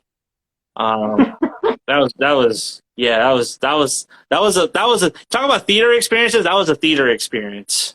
It was just all like couples and just me. I'm like, oh. That's cool. Odd man out, man on the moon. That's all good. Okay, cool. Yeah, all right. And it was a crowded theater too, and I was like the only one there. Like, oh, this is pretty awesome. So. But yeah, Kills is all right. I just think, just from an entertainer factor, I think it's the most Jason that we ever seen Myers, and I enjoy how mean spirited that movie is. I enjoy the massacres that everything is. A lot of the commentary, a lot of the bullshit, a lot of the writing there just doesn't work because it doesn't go anywhere. It does not go anywhere. But if you just look at it just from a set piece standpoint, that movie kind of holds up, just from a set piece standpoint. You know what I mean? And one of the reasons I will always love Halloween Kills is because it's the Avengers Infinity War of the Halloween series, where Michael just all he didn't do was walk off into the sunset or the moonlight. He kills fucking Karen Strode, and I had a feeling that was going to happen because in the trailer when she grabs his mask, I'm like, yeah, that's it for you. Like your character is pretty much done at this point. But I wish they would have kept the extended version ending where Karen dies and Michael's staring out the window. Laurie calls Karen's phone. She calls Karen's phone and she's just like got this like worried look on her face, and then somebody picks up and all you hear is breathing. And Laurie knows. The look on Jamie Lee Curtis' face, the acting is so good because she knows, and she's all she hears is breathing, and it's like a nod to the original movie when she calls, when she hears not Annie, when she hears Linda get killed across the street and Michael's breathing on the phone, she hears him breathing and she's like, I'm coming for you, Michael. And she just drops the fucking phone, leaves Hawkins in the hospital room, and she's walking down the hallway in slow motion with the knife. A lot of people might not like that, but I think it was way better because she knew something was wrong. She felt something was wrong, so she called Karen's phone, and Karen's phone's just ringing next to her while she's dead before Michael picks it up. But Halloween Ends, like, that was where we got to see our villain / hero, get the best of everybody, and nothing worked. Nothing they did worked. When they had him smack dead in the middle of town, he got the fuck up and killed everybody. I'm sorry, Tommy Doyle got everybody killed. I'm not going to blame Michael for this. Tommy Doyle got everybody killed. I almost let him get off the hook this episode. Tommy Doyle got everyone killed in this town. That's one of the biggest things I hate about this movie, because he was the real villain. Fuck Tommy Doyle. Evil dies tonight. Yeah. Tommy dies tonight. That should have been the saying. Tommy dies tonight. That should have been the fucking saying of that movie. Yeah, this trilogy has introduced Tommy, Corey, Sartain, and they can all go to hell. It's where they belong. For real. They can all burn in hell. I will say the last thing about Kills, man, is that I appreciate that woman with the iron. I thought that shit was fire. Oh my god! I can't. She's become an icon, yo. She's a straight up icon. I gotta give her a shout out, man, to showing up with the mob with an iron in her hand, ready to do some work. So props to you. That shit was fucking fire. Did she die too?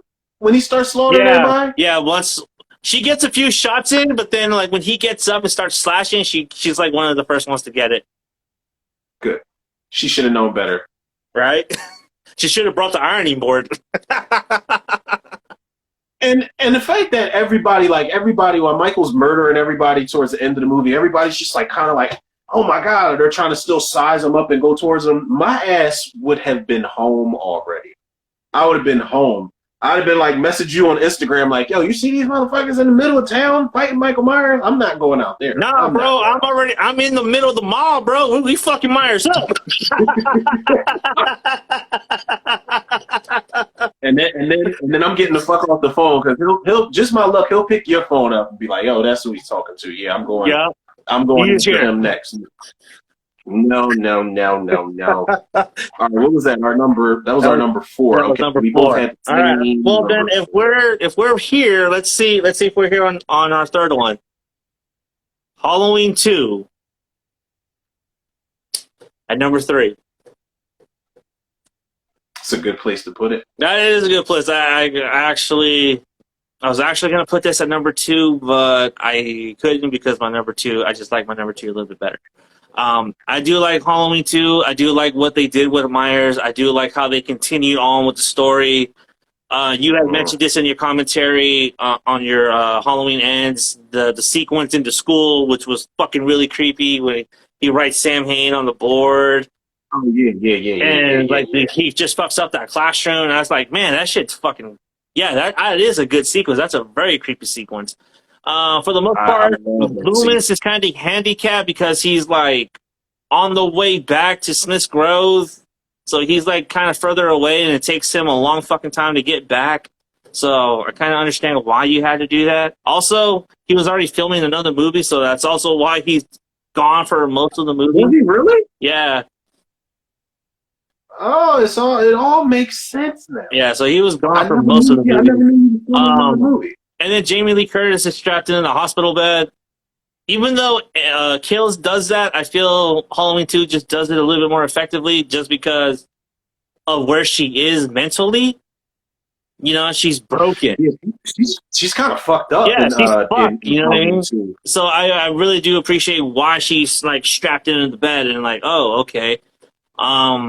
The sequence in the hospitals are actually really good. The hot tub scene was fucking insane for a 1980s movie.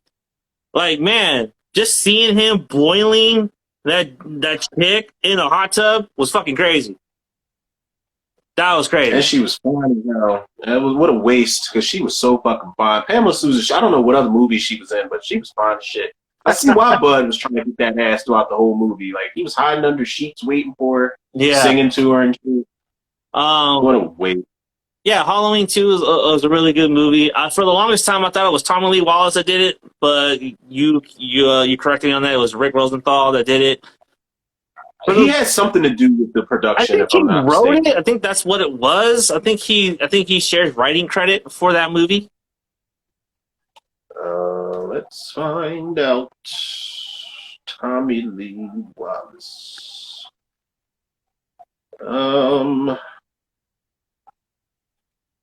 And I thought they said Charles Thumper's helped write this goddamn script. Let's see, all cast and crew. Tommy Lee Wallace. Yeah, Rick Rosenthal directed. John Carpenter, Deborah Hill wrote it. No. No, so he had nothing to do with it. Okay. Yeah, he didn't produce it. No, of course not the music. Dean Cundy did the editing. Yeah, I don't know. I don't see Tommy Lee Wallace on here. Okay, so I might be confusing the Halloween movies because I know he was involved with 3. And well, he directed 3, so he directed 3. I want to say he maybe he wasn't involved in this because he was doing The Fog, but The Fog came out a year prior. The Fog came out in 80, came out in 1980. So I don't know. I have no idea. Also, like when we pick up with Myers, like he's doing the tracking shot, he goes into the house, kills that couple, and then on the way we just see him fucking waddling to the fucking hospital. That scene always gets me. That scene always gets me when I see that ambulance in that fucking cop car, and then he's just waddling right next to the liquor store. And he just conveniently walks past like the bushes while those fucking things are riding past, sirens blaring. Yeah, but I get it. That's probably the most plausible it's been for Michael Myers to walk amongst regular people because whatever happened just happened. Not everybody heard about it on the radio yet. Everybody's trick-or-treated. Nobody knew, oh, that's the guy with the Michael Myers mask. They didn't know that at that point. It's still technically the same night of the first movie. Yeah, but it picks up like 5 minutes after the first movie. Yeah, you know literally. I mean? And my theory was always that Michael moved slow in Halloween 2 because of all the damage he took on in Halloween 1. That's always just been my excuse, but I don't know. I guess Dick Warlock was just told to walk slow. Because he doesn't move like Nick Castle. Yeah, there's no 6 shots in the dude's chest either. There's no gunshots in his chest either. There's like no bullet holes in the dude. It's like the jumpsuit is new also. And it's shorter. He's got like high waters and shit. No. He's got hold up. He's got bullet holes in his shit. He's got bullet holes in his shit. Because there's I think so in the hospital scene, when you look at the hospital scene when he grabs the nurse, you don't see none of the bullet holes in him. Because when he walks up to Lori, or not Lori, but when she's got those pillows over her bed, and first of all, why the fuck did they have Michael walking around with that little ass scalpel? I hate that goddamn scalpel. Like they substituted a good old butcher knife for a fucking scalpel. Because he's walking around in a hospital. Because it's in a hospital. That's why. That's why they did it. They could have gave my man something, a bone saw or some shit. They gave that man a fucking scalpel for the majority of the movie. But I do appreciate that he was doing different shit. Like Michael was getting like a little weird and creative in this shit. He's drowning people, he's strangling people, he's bleeding people out with IVs. I wish we would have seen that sequence. Yeah. I wish we would have seen that sequence. But every Halloween movie, you got to have an off-screen kill. Yeah, I think that's the one downside is that a lot of the practical effects are off screen, and I think it's probably because of the budget where they just couldn't afford to do certain of those, like couldn't show some of those kills. You know what I mean? So that kind of sucks. And I think that does take a lot of the luster out of the kills, but I think Halloween 2 is actually a really solid sequel, and it's actually a really good follow-up to 78. I Even though Carpenter didn't want to do it, I still think it's a really good follow-up. Like, it really is. I think Halloween 2 is a much better follow-up than H2O or Halloween 18, in my opinion. Yeah, the sibling thing is weird, but if you just get past that, I guess that works. I guess. I don't know. I'm still waiting for it. There's some continuity issues with Halloween 2, but I want a super cut of that. Like, just going from Halloween 1 to Halloween 2, just one whole movie. Yeah. Like, just one straight run. But it's not really going to make a lot of sense because Loomis, in the beginning, he sees that imprint in the front yard. Michael fell in the backyard in the 1978 movie. So they switched that shit up. He didn't fall in any fucking grass and leave, like, the Looney Tunes bloody print in the front lawn. He didn't do that. And his mask looks different. Like, I always thought it was a completely different mask in Halloween 2, but it's the same mask from the original. It's just damaged. Oh, is it really? Is it the same mask? Because it looks different. They said the mask looks different because I don't know if Dick Warlock's head was bigger, so it fit different. But Deborah Hill also, they said she kept it in a box under her bed for like since the first movie, and she smoked a lot. So the color kind of changed on it, like the hair, and I don't know. And maybe they've just been bullshitting us all these years. I don't know. They lost the mask. That's what it is. They lost the fucking original mask. They lost it. And they're like, William Shatner's not giving us permission to use his face anymore, so we got to switch it up. Because that was a William Shatner mask. That would be some shit. Like, I would respect that story more because for years I was like, that's not the same mask because it looks meaner. It looks sinister. Like, there's those shots, like when he sits up after Loomis shoots him and he kills the marshal, he cuts his throat and he sits up. He looks like he's grinning. Like, he almost looks like he's fucking grinning. And when he looks at Loomis, with the blood tears, when he's like, it's time, Michael, he looks sinister. Like, the mask looks way fucking different. It looks so different than the original mask. That is my number 3, Halloween 2. And down to the wire, my number 3 is going to be Halloween 4. Nice. The Return of Michael Myers. The Halloween 4, man, I can't watch this movie enough. I'm not going to spend too much time on it because I piggybacked off a lot of the shit you were saying and agreed with a lot of the shit. I'm not one of those people that, the mask takes away from the entire movie. I still feel like it was only the second time we got Michael Myers in a sequel. I don't think they knew how big of a deal the mask was. I feel like they just were like, let's make a plain, emotionless mask, and let's just make this movie, let's make a great movie around that. So I don't really fault them for the mask, because in some shadow and some darkness, the mask looks fucking great. Especially that scene where he wakes in Jamie's room, the nightmare she has. I love the mask in that scene. The mask, the lighting, the way that it looks really good. It looks like the closest to the original that you'll ever get. You know what I mean? Especially when he comes out the closet and raises the knife right before she wakes up.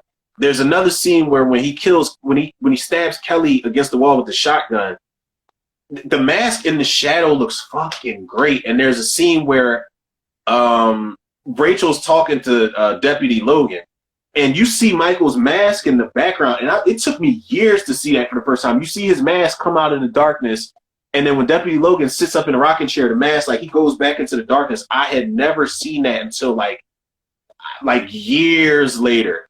And the mask is not all that bad. Now, one of the things I don't like, it's a lot of scenes where you can see George P. Wilbur's shoulder pads. When he's under that fucking truck and he's climbing up ready to kill that militia, you can see his pads. You can see his padding. You didn't have to do that. I would have taken, George P. Wilbur was bigger, but I would have taken that without the padding. That's a small gripe. The reason he had padding because he was going to fly off that fucking truck. Yeah. I would have those football pads too, man. If I knew if I was flying off that truck, fuck yeah. It looks like I remember watching this shit years ago with my daughter's mom, and I remember her saying the padding was so bad it looked like Michael like stuck the knives, like was hiding the knives inside of like his shoulder blades and shit like that. That's how bad the padding was in that scene. Other than the small gripes of Halloween 4, Halloween 4 is one of the best horror sequels of all time. Not just it's one of the best movies at 88 for me. Like everybody's always talking about, oh, what do you put up? The New Blood, The Dream Master, Halloween. It's Halloween 4, hands fucking down. I don't think Texas Chainsaw 3 came out until like a year or two later. But as far as the 80s, it's one of the best fucking slasher movies to come out of the 80s. It's one of the best slasher movies of that year. Loomis, like you said, Loomis was packing. He wasn't making the same mistake again. Just having 6 shots.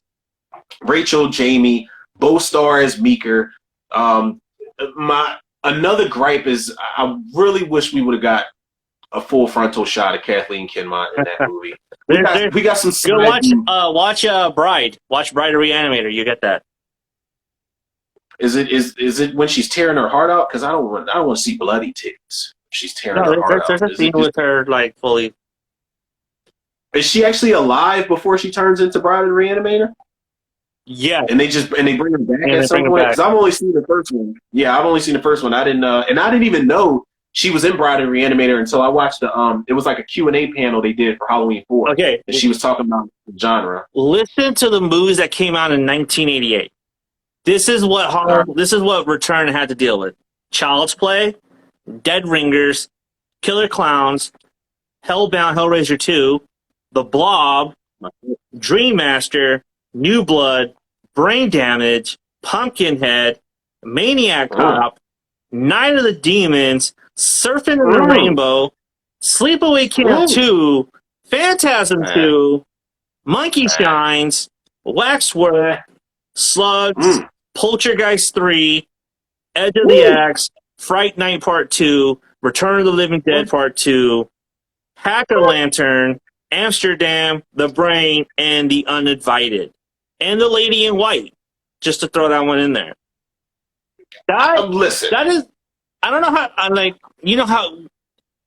I'll just say this in a general sense. That is a fucking list of lists. Despite how you feel about certain movies in that list, horror-wise, that is a fucking impressive horror movie list right there. That's some genre heavyweights, especially if you're talking practical effects at the time. Yes. You got some movies that were at their fucking peak around that time. Especially shit like The Blob. The Blob was just like, the shit.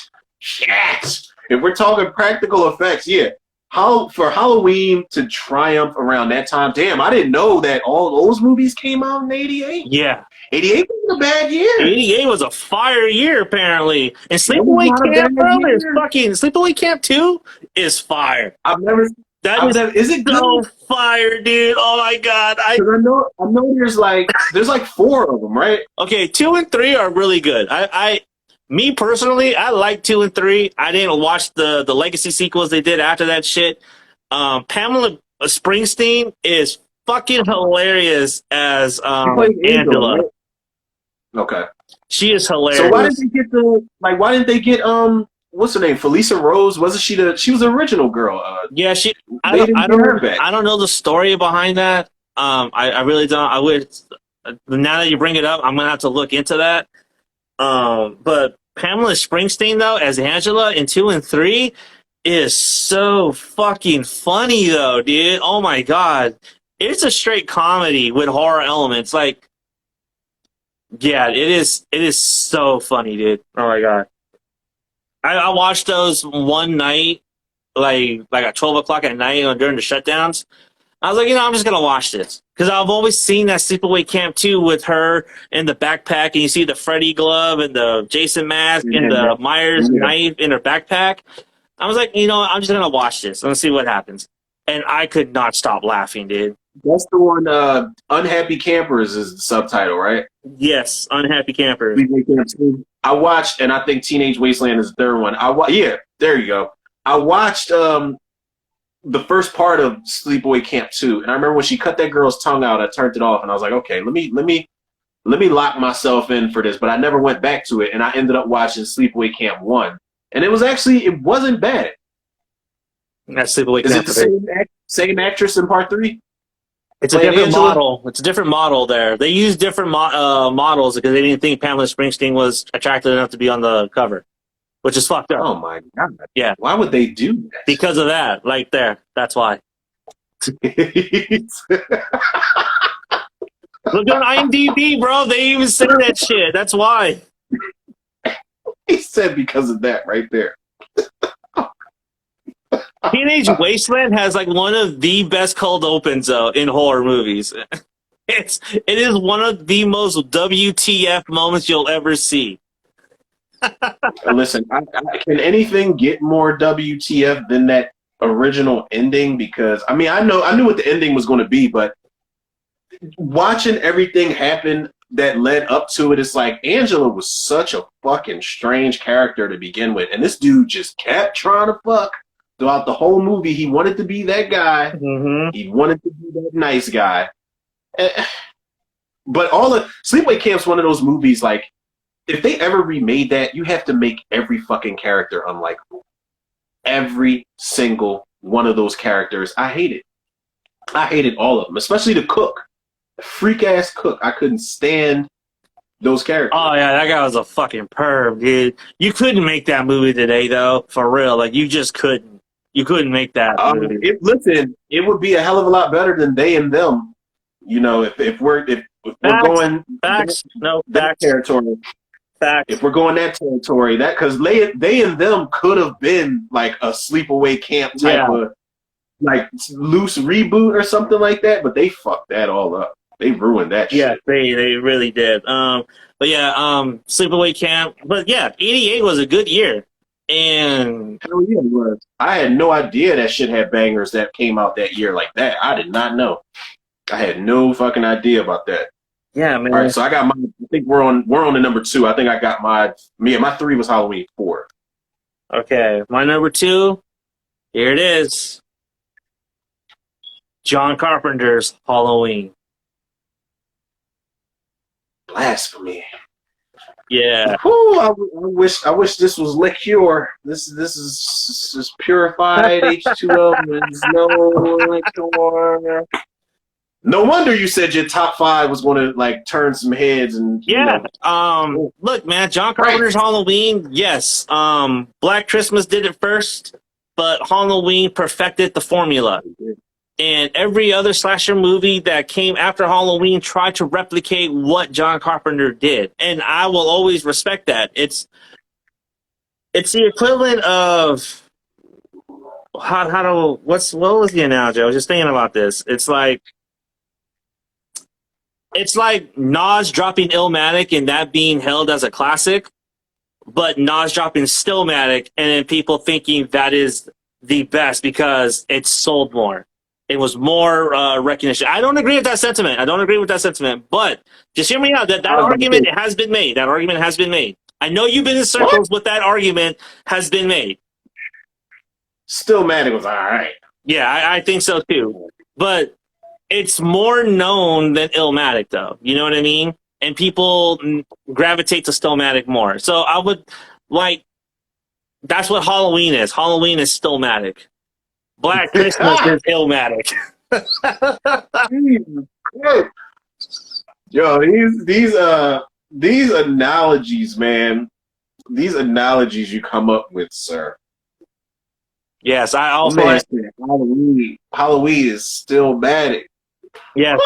Wes Craven is Jay-Z and John Carpenter is Nas. Oh my god.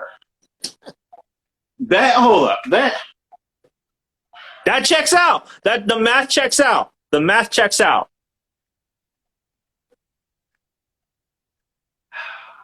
It checks out. Listen, I don't even want to do this right now because my brain just went because I'm thinking like, well, who's Toby Hooper? Who's this person going to be? Like, I'm thinking of all the fucking horror directors, what rappers they're going to be and shit like that. Toby Hooper would be Scarface. No, he'd be Bushwick Bill. He'd be Bushwick Bill. So who would Ty West would be like what? Lil Wayne? No, Ty West would be. He's got to be somebody more current. No, Ty he West would. is No, Ty West would be like Chance or Childish. Chance the Rapper. Future? I'll give Ty West. No, you know what? I would give Childish Gambino. He would be like Ari Aster. Okay, yeah. Okay, yeah, yeah, Because those motherfuckers. yeah. I can see that. That's another episode, bro. Like, who do we compare these horror directors? Like, to what rappers do we compare horror directors to? That is, gotta write this shit down. Yeah, write that one down because that. You know what? That's an episode. Fuck yeah. Oh, dude. Oh, dude.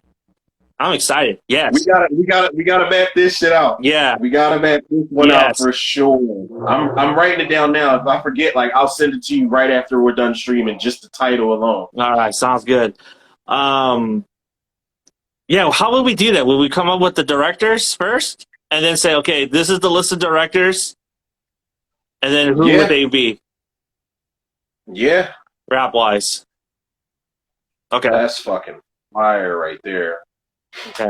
All right, no, but you said, Okay, so, God damn, that's your number. Your number 2. So John Carpenter's Halloween perfected the formula, right? It perfected the formula of what the horror slasher would be. It would be what My Bloody Valentine would be, The Edge of the Axe, Pieces, Friday the 13th. You know, if it wasn't for Halloween, I don't think we get these movies. We don't get Graduation Day. We don't get New Year's Evil. We don't get these holiday-themed horror movies. We don't get those without Halloween. Mm-hmm. Even though Silent Night, Deadly Night. Yeah, and like Halloween just perfected the slasher trope. But the thing that separates Halloween from all these other slasher movies is the fact that Halloween doesn't become a slasher movie till like the last 15 minutes. It's all character development and all story. It's all in it leads. And once it gets night, that's when it becomes a horror movie. Like it's like literally a horror movie. Like holy shit. Like you when you watch Halloween, you tend to forget that it's a horror movie sometimes.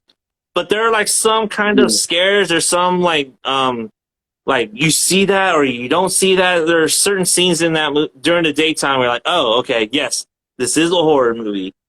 Loomis. Yeah, they remind you. They remind you, like, when you see Michael Myers creeping around in that station wagon, that's them reminding you, like, don't forget. He's out there. Waiting. And then Loomis coming into town, he's out there trying to, like, warn the sheriff's like, look, man, like, evil's in your town. Evil's in your town tonight, sheriff.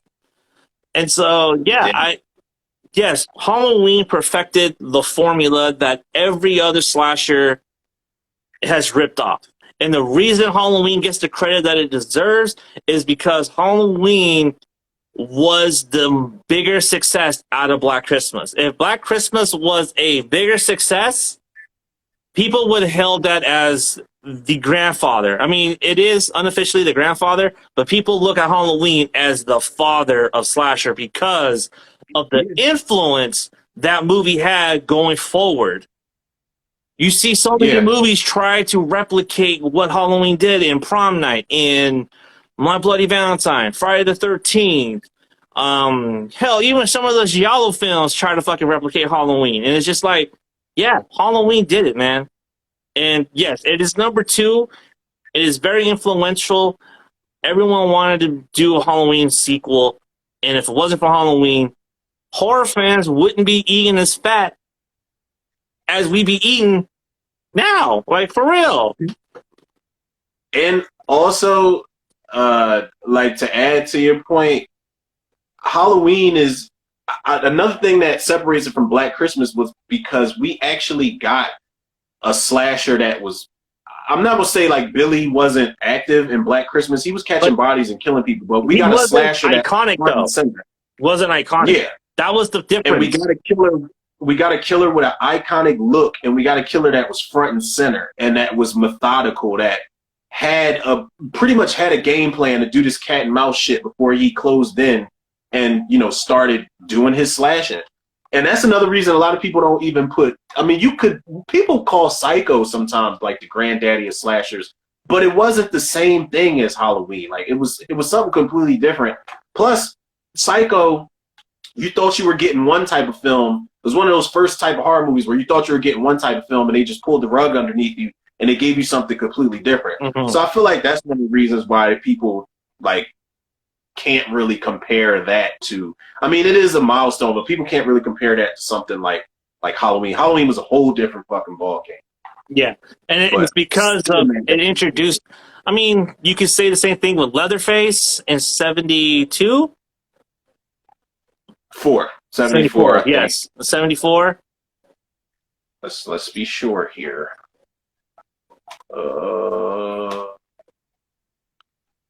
Yeah, 74. 74.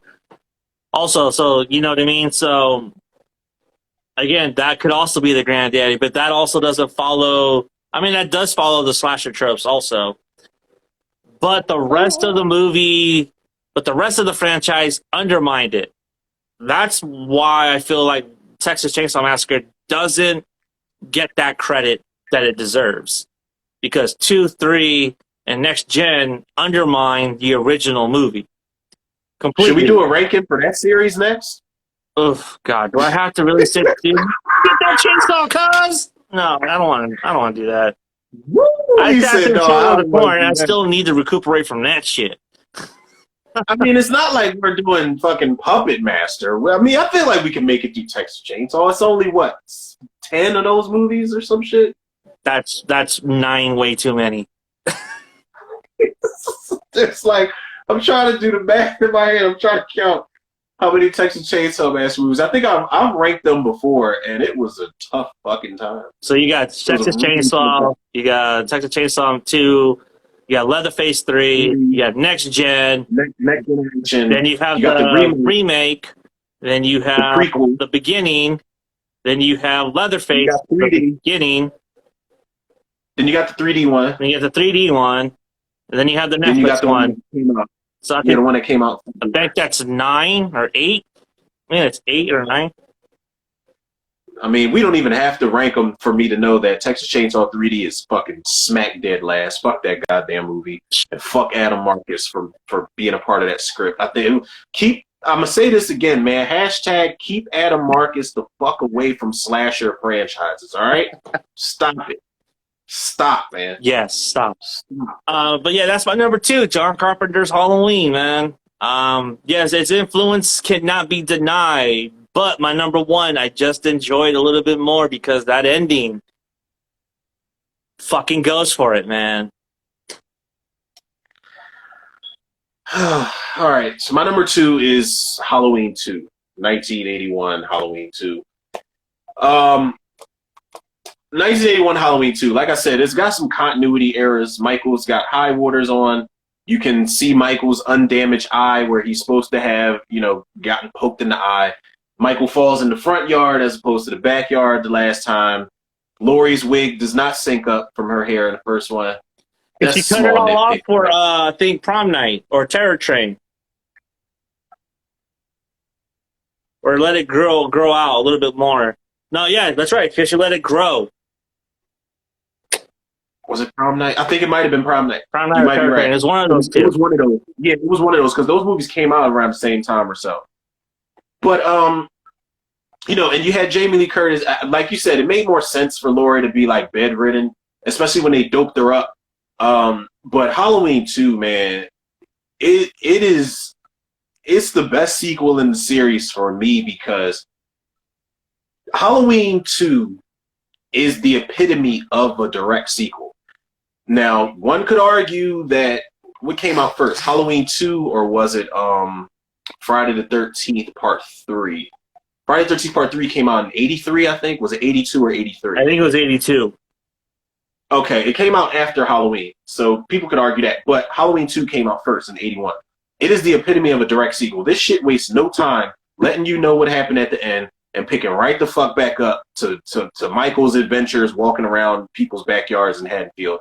And I don't think we didn't have a slasher sequel like that at the time where we got to pick right back up and get right back into the action. Loomis is still around. I'm mad that they didn't give more time for Brackett to be damaged from seeing his daughter. Like, that was rough. Like, him moving that sheet and seeing Annie's dead body. Jimmy's fucking weird in the movie. I like Lance Guest, and I know he was trying to be like the knight in shining armor, but he's fucking weird. The characters are okay. The characters are kind of stupid. Like, the characters are dumb. You see all this shit on the news. The one patient y'all got in the hospital keeps going missing throughout the entire night.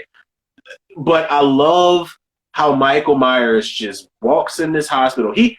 Michael Myers is so calculated in this movie.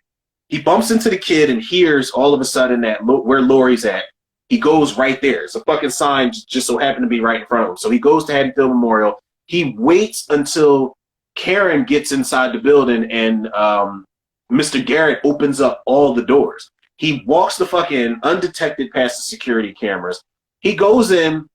He gets whatever weapons he has to get. He cuts the power line. He cuts the phones. He knows what he's doing, man. And then he gets rid of the first lines of defense. He gets rid of Dr. Mixter. He gets rid of Mrs. Owls. He gets rid of Mr. Garrett. He knocks out the top line of defense so he can get to everybody else systematically. Yeah. And I love that shit about Michael Myers in this movie, man. And I feel like the moment, it is a slow burn like the first movie was, but the moment that Michael kills that nurse, that's one of the most disturbing kills in the franchise for me. When he kills that nurse and picks her up, that's when it's fucking party time. You waited 2 acts of this movie to see Michael and Laurie finally meet up, and I love her reaction because she's looking like she doesn't really know how to react to it. She's like, I can't believe that this motherfucker's still tracking me down after all of this. And then the finale, like, Michael made bold statements towards the end of the movie. When he walks through that glass, when he takes 5 more shots and gets right the fuck back up, when he busts through a fucking operating room door or a minor surgery room door, he takes 2 bullets to the eyes. I mean, technically it's not his eyes. You could tell that he had to push those fucking gel caps, above his eyebrows and shit. But yeah, he pushed that shit because when he does this and he's looking up, it's like you're bleeding from up here. Like, you're not shot. But he seemingly takes 2 bullets to the eyes. And the ultimate fucking moment was when Michael Myers was walking down that hallway on fire. That gave Laurie Strode everything she needed to know. It didn't make no sense. It didn't make no sense. And I love that she's got that line to Dr. Loomis when he's like, I'm sorry I left you. Are you all right? She says, why won't he die? And that is one of the best lines. Like, I know it's just like kind of a throwaway line, but I love that she had to ask that question. It also ends on that kind of line, too, because after that, she goes back she gets strapped under the bed, like, why won't he die? Like, that line is so impactful. It's like, fuck. Like, I think she delivered that line very well. Also, that Halloween 2 has some of the best Loomis dialogue when he's talking in the back of the marshal's car to Marion. Yeah, and he's talking about how animals were burned alive in baskets and omens of the future. That is a great fucking dialogue between the two. And I love how, I don't care what anybody says, I love how it is introduced to Dr. Loomis that's Michael Myers' sister. I love that the music is playing in the background. I love that the marshal is just trying to mind his business. And when Loomis hears that news, he's kind of just like, he's like, so that's what he's doing here in Haddonfield. He killed one sister 15. Like, Loomis is fucking golden in this movie. I do hate that they tried to reel him back into Smith's Grove because that was fucking bullshit. I hate when people, like, when it's like they didn't believe him at first, and then when they do believe him, they try to, I hate that. They try to silence him. Like, look, you got to come back and shut the fuck up. Exactly. Yeah, we don't need you running around Haddonfield spreading a panic. So bring your ass back to work, and we'll find something for you to do in here for the rest of the night. Just sit, don't touch nothing. Yeah. But yeah, Halloween 2, man. Halloween 2 is like the ultimate direct sequel for me. It is a bit of a shift in tone because Rick Rosenthal is directing it, but I feel like he respectfully tried to keep it as close to the original movie as he could, and he does a fucking good job, man. Like, if I go back and watch Halloween 2, I'm not saying I forgive him for Resurrection, but it's like, okay, you see that Rick Rosenthal can direct. Like, he knows what he's doing. But when you make shit like Resurrection and The Birds 2, like, The Birds 2 is a movie that I think got like a 0 on whatever fucking rating it was. I've never heard a movie get a 0. Rick Rosenthal directed it. Oh my god. The Birds 2 Lands End. The sequel to the Hitchcock movie. Yeah, Rick Rosenthal directed that shit. I refused to watch it. When somebody gave it a 0, I said, "Oh yeah, this is." But I'm not gonna lie. Somebody gave Halloween Ends a 1 out of 10. So people can be pretty harsh, unreasonably harsh, for real, for real. He also But yeah, your boy, directed a movie called Distant Thunder with Ralph Macchio. Like Danielson. Yeah. A hero of war, a casualty of peace, with only one hope for survival: his son. A troubled Vietnam vet deserts his wife and child shortly after he returns from the war. He returns 10 years later, where he's been living like an animal in the forest. He finds himself unprepared for changes that he will have to cope with. And when the vet tries to connect with his son, he realizes that he has caused more damage than he imagined. Oh my God. This sounds like Nell, but for men. Rick Rosenthal directed, and Ralph Macchio. Ralph Macchio was running out of fucking. Guess who played Ralph Macchio's dad? From the outside. Guess who plays his dad? You're gonna laugh. John fucking Lithgow plays his dad. I don't even see that. What? Nah. Yeah, nah, I can't see it. And this movie's 2 hours long. Fuck that. I'm good. I don't need to watch that. First thing I thought of was first thing I thought of was John Lithgow in Raising Cain. Then I thought of him in Orange County, where he was just a fucking John Lithgow and Ralph Macchio. That's not even compatible on screen. No, that's not even believable on screen. That's two different weight classes, dude. Like, yeah, no, man, no, nah, not John, not John Lithgow. And I like John Lithgow a lot. I like that guy a lot. I want better for him as of recently. I don't like him in Planet of the Apes, the one with James Franco, and I didn't like him in Pet Sematary either. Yeah, he couldn't even say. There's no way he should have played that role. There's no way. No way. He was great in the Twilight Zone movie, though, when he's the dude that's in the plane. What was it, Nightmare at 20,000 feet or some shit like that? He's great in that shit. But John Lithgow as Ralph Macchio's dad, like, stop. This is why I say Rick Rosenthal be making shit bad on purpose. He does it all the fucking time, man. Fuck that. I can't stand that dude. But I do respect him for Halloween 2.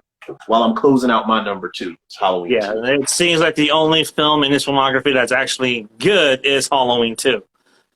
Because I just looked at his filmography and none of it looks good. Okay. All right, what is I forgot what we even which ones you even discussed. I didn't even know what your number 1 is. Number 1, Season of the Witch. Fucking something told me in the back of my mind. I'm like, I don't think I heard him say anything about Season of the Witch. This is a movie that that I've never seen. It's a movie. I've seen this movie. I've seen this movie's cover and its poster for the longest time, but I never picked it up. Never seen it. Never, because I heard all the things. Oh, there's no Michael Myers in that movie. There's no Michael Myers in that movie. I never saw it because of that reason. Never saw it. I never saw it till 3 years ago. 3 years ago. You deprived yourself. Yes, I've never seen that movie till 3 years ago when the shutdowns happened. And when the shutdowns happened, I fucking sat and watched movies all fucking day. And this was one of those movies I was like, you know what? I'm going to catch up on my watch list. And this was one of those movies that came up right on rotation, right at the right time. In September, I watched it. I had zero expectations to it. I just knew Tom Atkins was in it. And I was like, okay, let's fucking go. And I just seen Night of the Creeps. So I was like, through me, baby. Nice. Let's do this. So I'm sitting there. I'm sitting there. I'm like, okay. And then that first sequence happens with the pumpkin mask. I'm like, oh, what? Yeah, okay. They went hard fuck in that scene. And I'm like, holy shit. And then everything goes on. And then, if you're in it by then, the cyborg doesn't even bother you by that point. The cyborgs don't even like, whatever. Because then it becomes like this fucking crazy sci-fi movie. And it's like, cyborgs or Skynet wants to kill children for whatever fucking reason. I don't know why. It's like Tommy Lee Wallace, because this is the one Tommy Lee Wallace is directing. He probably saw Terminator and is like, you know what? I'm gonna make Skynet, but I'm gonna make it a horror movie Skynet. Instead of robots, I'm gonna make it a mask. I feel like if you're already in it by the time that kid gets killed and that all that shit comes out of his mask, I feel like crazy shit was happening before then. You got the guy that gets his eyes gouged out. Yeah. You got the chick hospital scene where he gets chased out and he blows up, self-destructs in the parking lot. He pours the gasoline on his face and then he just lights it and he blows the fuck up. And then you got the chick, Mrs. Blankenship, who's like, she's fucking with the chip and that she took out the mask and that shit shoots a laser in her fucking mouth. And her whole face just starts melting at some point. That shit. And then the guy, Cochran, he pulls that dude's fucking head off his shoulders. There's plenty of shit that goes on. So I feel like I was locked in. It took me years to grow, for the movie to grow on me, but I did lock in because it was so many fucking strange happenings in the movie as a whole. Like, it's one of the reasons why I said I ranked it really low, but I do not hate the movie at all. Like, I love Halloween 3 as a standalone film, man. I'm glad that they tried something different. That's why I said it deserves a direct sequel. They deserve to finish telling that story or expand on the Silver Shamrock shit, for sure. And it's such an interesting idea introducing the Silver Shamrock Corporation, because it's like, man, there's so much you could still do with that. You know what I mean? There's so much you can tell. And then that ending when he's trying to call and say, take the commercial down, take the commercial down, take the commercial down. And he looks right into the camera and says that, and then it hard cuts into the credits. I'm like, oh my God. That is arguably one of the bleakest endings. You know what I mean? And there are some bleak endings out there, but that has to be like at least top 5 bleak endings of all time, dude, because of the ramifications and the consequences that happen. Like, yeah, it all happens off screen. It's up to you whether or not they took that commercial down or not. But I like to think he didn't get through because he was just some nut calling to say, take the fucking commercial down. So they probably thought he was some Christian saying, hey, nah, dude, get the fuck off the line. Vicious. And then there's a shot of, remember there's like multiple shots of different parts in every state where the kids are just fucking rushing home, rocking out with the Silver Shamrock mask, rushing home. I'm like, I do love that ending, because by the end of it, I can only imagine people were in the theater like, oh shit, like what happened after this? Like, do we want to watch it again? I can guarantee you, by the time that ending happened in the theater, there was no one in the theater. They all fucking walked the fuck out as soon as they saw that Halloween trailer in the bar. Like, fuck this. I can guarantee you there were no fans of this movie back in the 80s. It did not reach its audience till VHS this days. Movie, this shit tanked at the fucking box office. Like, it was bad for business. John Carpenter was pissed. Tommy Lee Wallace was pissed. And it's a shame because it's one of those movies, had they would have done it, today, maybe it would have been different. I don't know. Like, that's why I really feel like they should go back to this. Like, I feel like we've gotten a trilogy that left a bad taste in everybody's mouth with Michael Myers. Let's get back to the weird shit. Let's get weird, but not even fuck up the Michael Myers dynamic. Let's get Tom Atkins back, since he's doing movies like Trick and My Bloody Valentine and The Collected and shit like that. Let's get him back on board for a proper Halloween 3 follow-up and keep the Silver Shamrock shit going. The one person I would cast who's not even alive anymore as part of the Silver Shamrock, like the head of Silver Shamrock, would be Max von Sydow or like Christopher Lee or some fucking body. Yeah, somebody who's like a heavyweight, like a heavyweight OG actor-wise. You know who I would have cast, and this is kind of a deep cut? Jack Palance. From Batman? Yes. The bad guy from Tango and Cash. Is he still alive? No, he died years ago. But if we're talking about like someone that was already dead and we would cast, that is someone that I definitely cast as the main villain, Jack Palance, because he'd be hamming the fuck up. He'd be chewing the scenery in that bitch, man. I'm not gonna lie, man. I'm not gonna lie. He used to scare the shit out of me, yo. Like that actor. He's one of those dudes where it's just like I used to just be a kid. Like, I don't even feel right around this He dude feels talk, man. unhinged every time you see him. Like, he feels so unhinged. And it's like, whoa. Yeah. And seeing him in Tango and Cash is even fucking funnier, dude. Like, oh my God. He is hilarious in that movie. So I got a confession to make on the You show. never seen Tango and Cash? I've never seen Tango and Cash. And when I was hype about Hobbs and Shaw, everybody was like, well, it's the new Tango and Cash. And I was like, what's Tango and Cash? no, I didn't say anything. I just didn't say anything. Somebody was like, listen, man, if you love Tango and Cash, Hobbs and Shaw is pretty much like a G.I. Joe version of that. And I was just like, oh, yeah, all right. It's Tango and Cash, all right. Like, I just didn't say shit. It's one of those things I know I'm going to get crucified for. I'm just going to put up a list of more movies I have never seen before. Because Tango and Cash is on that list. Yeah, Jack Palance is also in Young Guns. He's in Alone in the Dark, The Mercenary, Without Warning. Isn't he in Cyborg 2? Yes, he's in Cyborg 2. He's in Cops and Robinsons with Chevy Chase. Cops and Robinsons. Yo, they don't make like comedies like that anymore, man. Fucking Cops and Robinsons. He's in The Omen, The Legacy. He's in a lot of Dirty Harry ripoffs and westerns. But Omen, The Legacy. Yeah, that's one of those. I think that's the one with Sam Neill. Oh God, the third one, Jesus. And then the fourth one, they had a girl, and now they're doing a prequel to The Omen. It's like, stop it, man. I wouldn't be surprised if David Gordan Green's directing that shit too. He's going to touch every fucking franchise that he can get his hands on. Yeah, so yeah, that's my number one, man. Season of the Witch, and I think that ending is just, when I saw that ending, I was like, oh my God, that is awesome. And I appreciate because they went for it. I like movies that just go for it. You know what I mean? Just fucking go for it. Don't have measures. Just fucking go all in on this shit. And they went all in. They went all in with the weirdness of that movie. And it's why I appreciate. Out of the Michael, which is why I asked, do we include this movie or not? You know? Of course. Had this movie not been included, 78 would have been number one. But since we included it, Season of the Witch is number one because I just think that is one of the more truest Halloween movies in the franchise.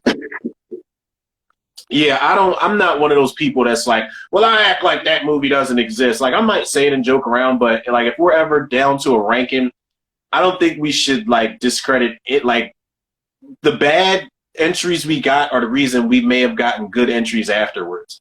Or, the good entries are the reasons we got bad ones, basically what I'm saying. But, like, that's like if I don't like Texas Chainsaw 3D, but you got to include it because it's the first direct sequel of 2 direct sequels. They fucked that first direct sequel up so bad. They did a Netflix direct sequel to Texas Chainsaw, the original, and was like, okay, let's try our version of it. And then you still fucked that up. I mean, I like it better than 3D. I like it better than 3D. I think it was just a little better than 3D. I think Leatherface 3 is better than 3D, and that's saying something. Yeah, you don't like Leatherface 3? I like Leatherface Ken 3. Foray and but I'm saying, okay, maybe that's a bad example. I like Next Generation more than I like 3D. Let's put it that way. Me too. Let's put it that way. Me too. And that's a bold fucking statement because Next Generation is a task to get through. That is those kids are not Renee Zellweger, but the rest of those kids are some of the most. I'm telling you, fam. I'm telling you, you need to watch the director's cut, man. I need you to go get I need you to get a bottle. I need you to do an intoxicommentary on a director's cut on Next Generation because that's what we need. Oh, we should probably. You know what? We should do that for our next commentary. We should do that for our next commentary for Thanksgiving. If I can find it, I'll do it. Or if I can find it in I don't know if I can find it in like a novelty store and buy it or something because I don't know where FYE. Where they would do you sell have that like copy. FYE out there? I can look online and see if they sell it online or some shit. Do you have an FYE out there? If we do, it's probably in the tuck downtown somewhere. I haven't been to FYE in a long. Like the FYE that we did have, because they sell it's some like of the Screen Factory DVDs out there. Also, at Best Buy, if you go to Best Buy, they also have a contract with or a lease with a Screen Factory. I'm trying like how I'm skimming through like this website I'll be using. I'm skimming through the Texas Chainsaw Next Generation now, and I don't think this is the director's cut. Yeah, this is the ending's the same and everything. Yes, but the context is different. Yeah, this is the theatrical cut. God damn, when I'm skimming through this shit, I forgot just how rough this movie is to get through, bro. God damn. The Matthew McConaughey show, man. But my number one obviously is, and I'll spin it quick. Obviously is what is that? Is that the director's cut you got? Yeah, the director's cut. And it's on Blu-ray. Yeah, I gotta look online or something, or see if we even still have an FYE where the mall is at, because there was one at our mall, but I don't know what the fuck they turned it into, or if they even still sell like Blu-rays in there. Because I would definitely buy a copy of that shit just so we could do commentary for it. I'm pretty sure it's. I know it's rough. I know it's rough to get through. I'm telling you, the director's cut is not that bad, dude. It's not that bad. It's actually easier to get through. More context. More context. That is the key word. Well, to cap this ranking off, sir, my number one's Halloween 1978, and to be brief and to be blunt, this is my favorite slasher movie of all time. This is my second favorite movie of all time. Very close second, not very close second, but close second to Night of the Living Dead. But Halloween is my second favorite movie, not just horror movie, but just movie of all time.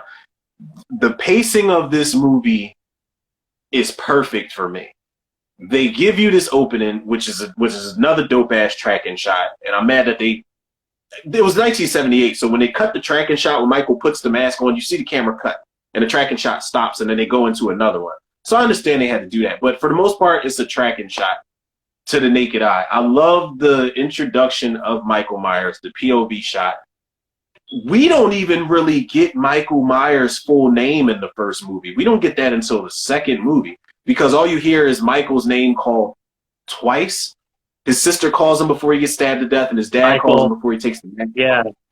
And then you get this introduction right after that to Loomis and Marion Chambers. It's very straightforward, and it's a movie where if they really didn't want to make another movie, they didn't have to. They could have just left you thinking, oh my God, like, did he come back for her? Where did he go at the end of the movie? You get Loomis doing his expositional shit, and it flies so well because he's such a good fucking actor, and you believe everything he's saying. Charles Cyphers, he's the first sheriff in a long line of sheriffs in horror movies that does the quintessential, oh, whatever, like, this town's never had anything bad happen. And it was something that I forgot to add yesterday when we were all talking about Halloween Ends. The original Halloween Halloween Ends kind of tapped into something the original Halloween did. And do you remember the scene where the caretaker is taking Dr. Loomis to Judith's grave, and he's talking about Charlie Bowens? Yeah.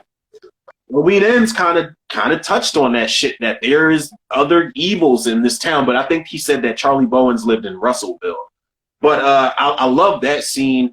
I love the characters. Like, these, for 1978, these are characters that I actually gave a fuck about and wanted to follow. Linda, Annie, and Lori they feel like they're real friends. Bob is an asshole, but Bob seems like the guy that Linda would date. You got John Carpenter doing the voice of Paul on the other end. The kids are annoying, but the kids, like, they raise the stakes because Lori now has to become this protector of these kids that she's babysitting.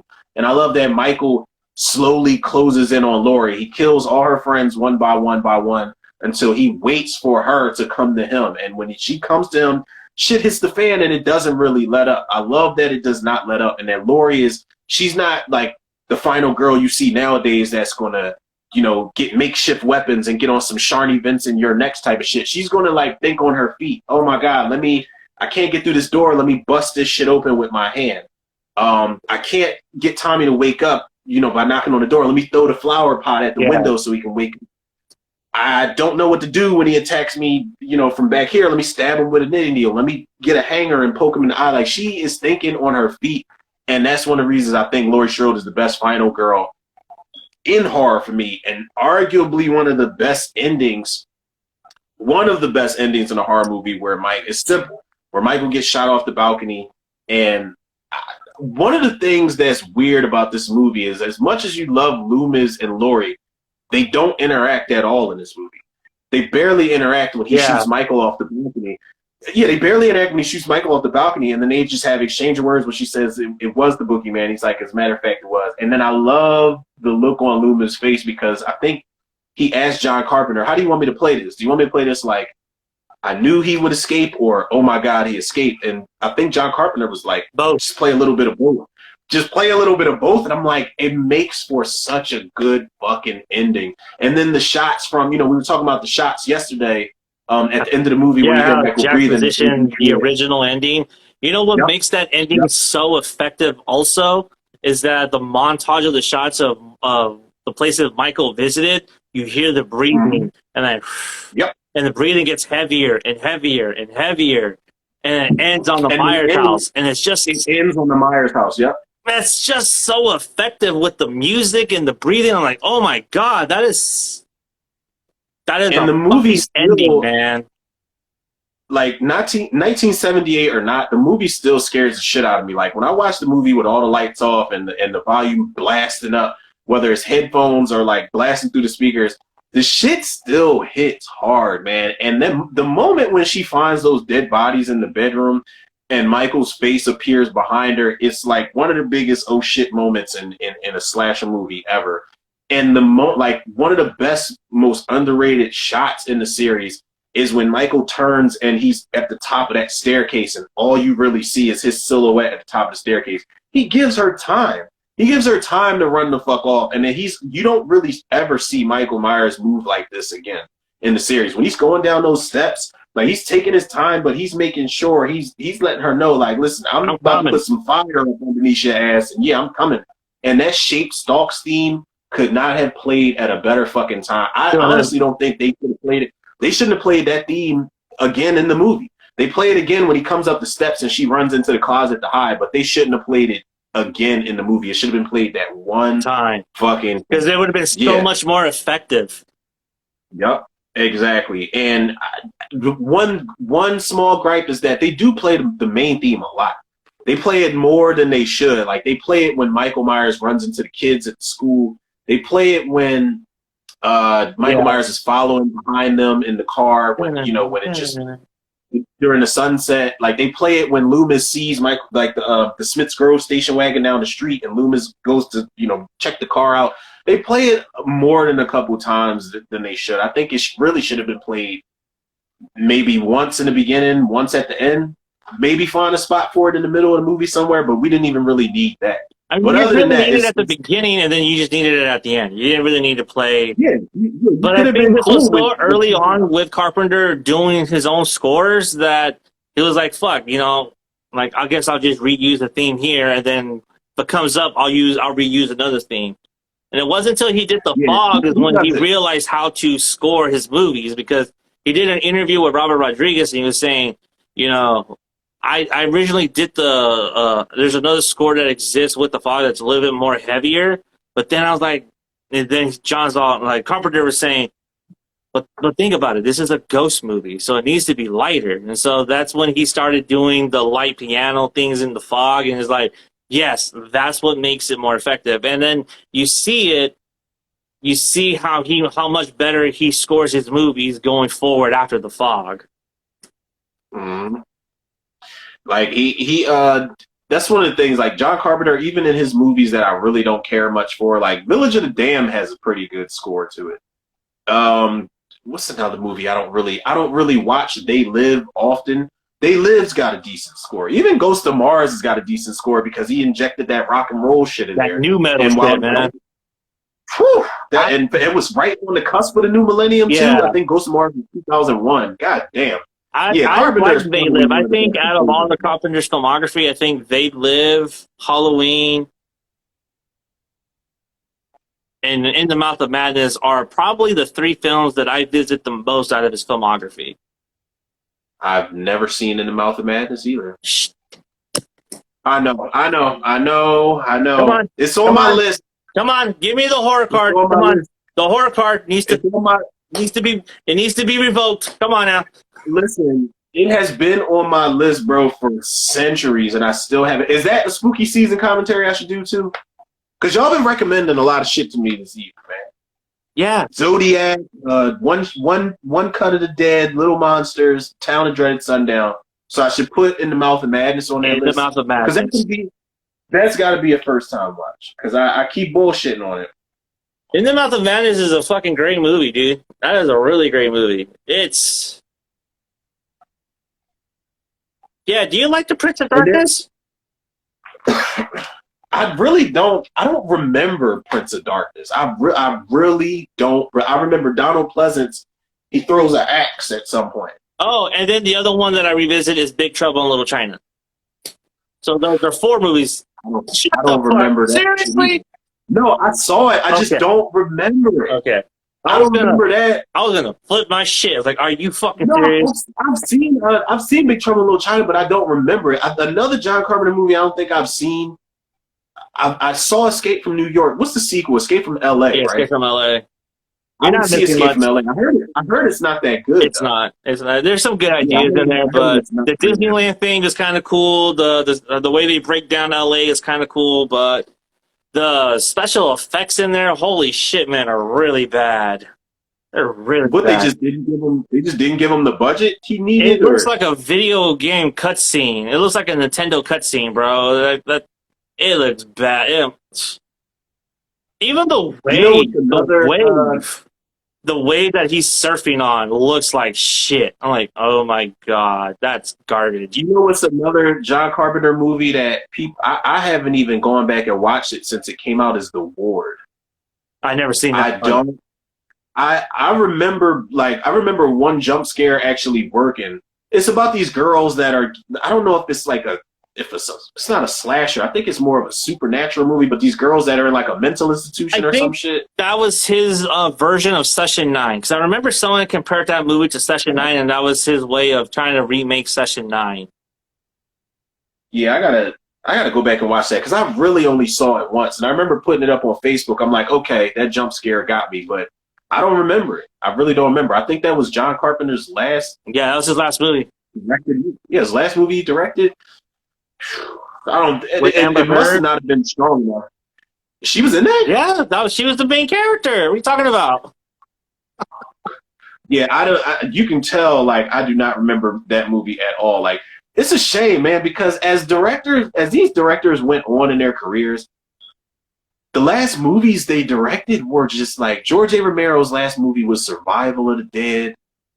John Carpenter's last movie was The Ward. I'm not saying it's bad. I don't remember it. Wes Craven's last movie was Scream 4. I thought it was My Soul. Oh, Scream 4. But even still, like Scream 4. I don't know. Oh shit! Amber Heard, Danielle Panabaker. Yeah, they're the two leads. Jared Harris. Amber Heard was just coming off of Mandy Lane, and Panabaker's coming off of Mr. Brooks, and so they put them together. Danielle Panabaker, I can appreciate her because she's a genre chick. She's in this. She's in Friday the 13th. She's in The Crazy. She's in Piranha 3 Double D. I've never seen Piranha Double D.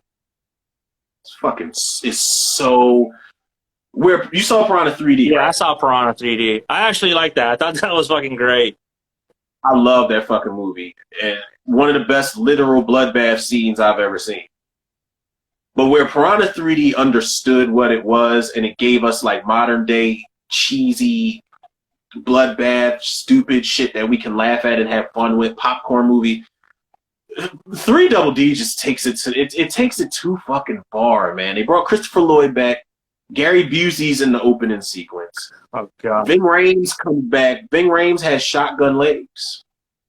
What? He's got shotgun legs. You heard me correct. Ving Rhames See, has shotgun legs. how does that even work? How did Doesn't he? have to. How did he rack the shots? I guess because it was still Dimension Films and Grindhouse was probably a thing Yeah, around this time. So I remember get, with the I know. machine gun I mean, legs? I get that, but shotgun legs, like, how does he rack the shots? Like, I understand if He's it was just a like- machine gun, but He's if just you like have jerking like his your body. leg, you have to rack your leg. He tells the dude, he's like, "Bring me my legs," and then he's like he's like just jerking backwards, just shooting the piranha in the pool. Christopher Lloyd, like I said, Christopher Lloyd came back. David, what's his name? David Ketchner, who's the guy that plays Champ from Anchorman, the dude that says whammy. Yeah, that's David Kreshner. He's in there as just the shittiest, sleaziest motherfucker you could think of. And David Hasselhoff is in this movie. Yes, he is. Your boy. Everyone's favorite fucking lifeguard, yo. But it is so fucking... I can't even have fun with it. It's so fucking stupid. Like, there's baby piranha swimming through this dude's dick. Like, it's crazy. The girl, no bullshit. They're fucking in the van. This girl's got a piranha in her, like, swimming in her stomach, and he's fucking her raw, and you already know what happens next. And he just jumped back, and he's like, well, what did you do to me? And he's like, I know how to get rid of it. And he grabs his shit, and he's got a cleaver. Yeah, they go stupid in this movie. What? Like, they go so dumb. Fuck. They go so dumb. I think it was the same director. I think it was John, not John, what's his name? Gallagher? Clu Gallagher's son. Let's see, Piranha 3 Double D. John Gallagher. Gallagher. Oh, and it was written. Oh, Patrick Melton and Marcus Dunn. Yep.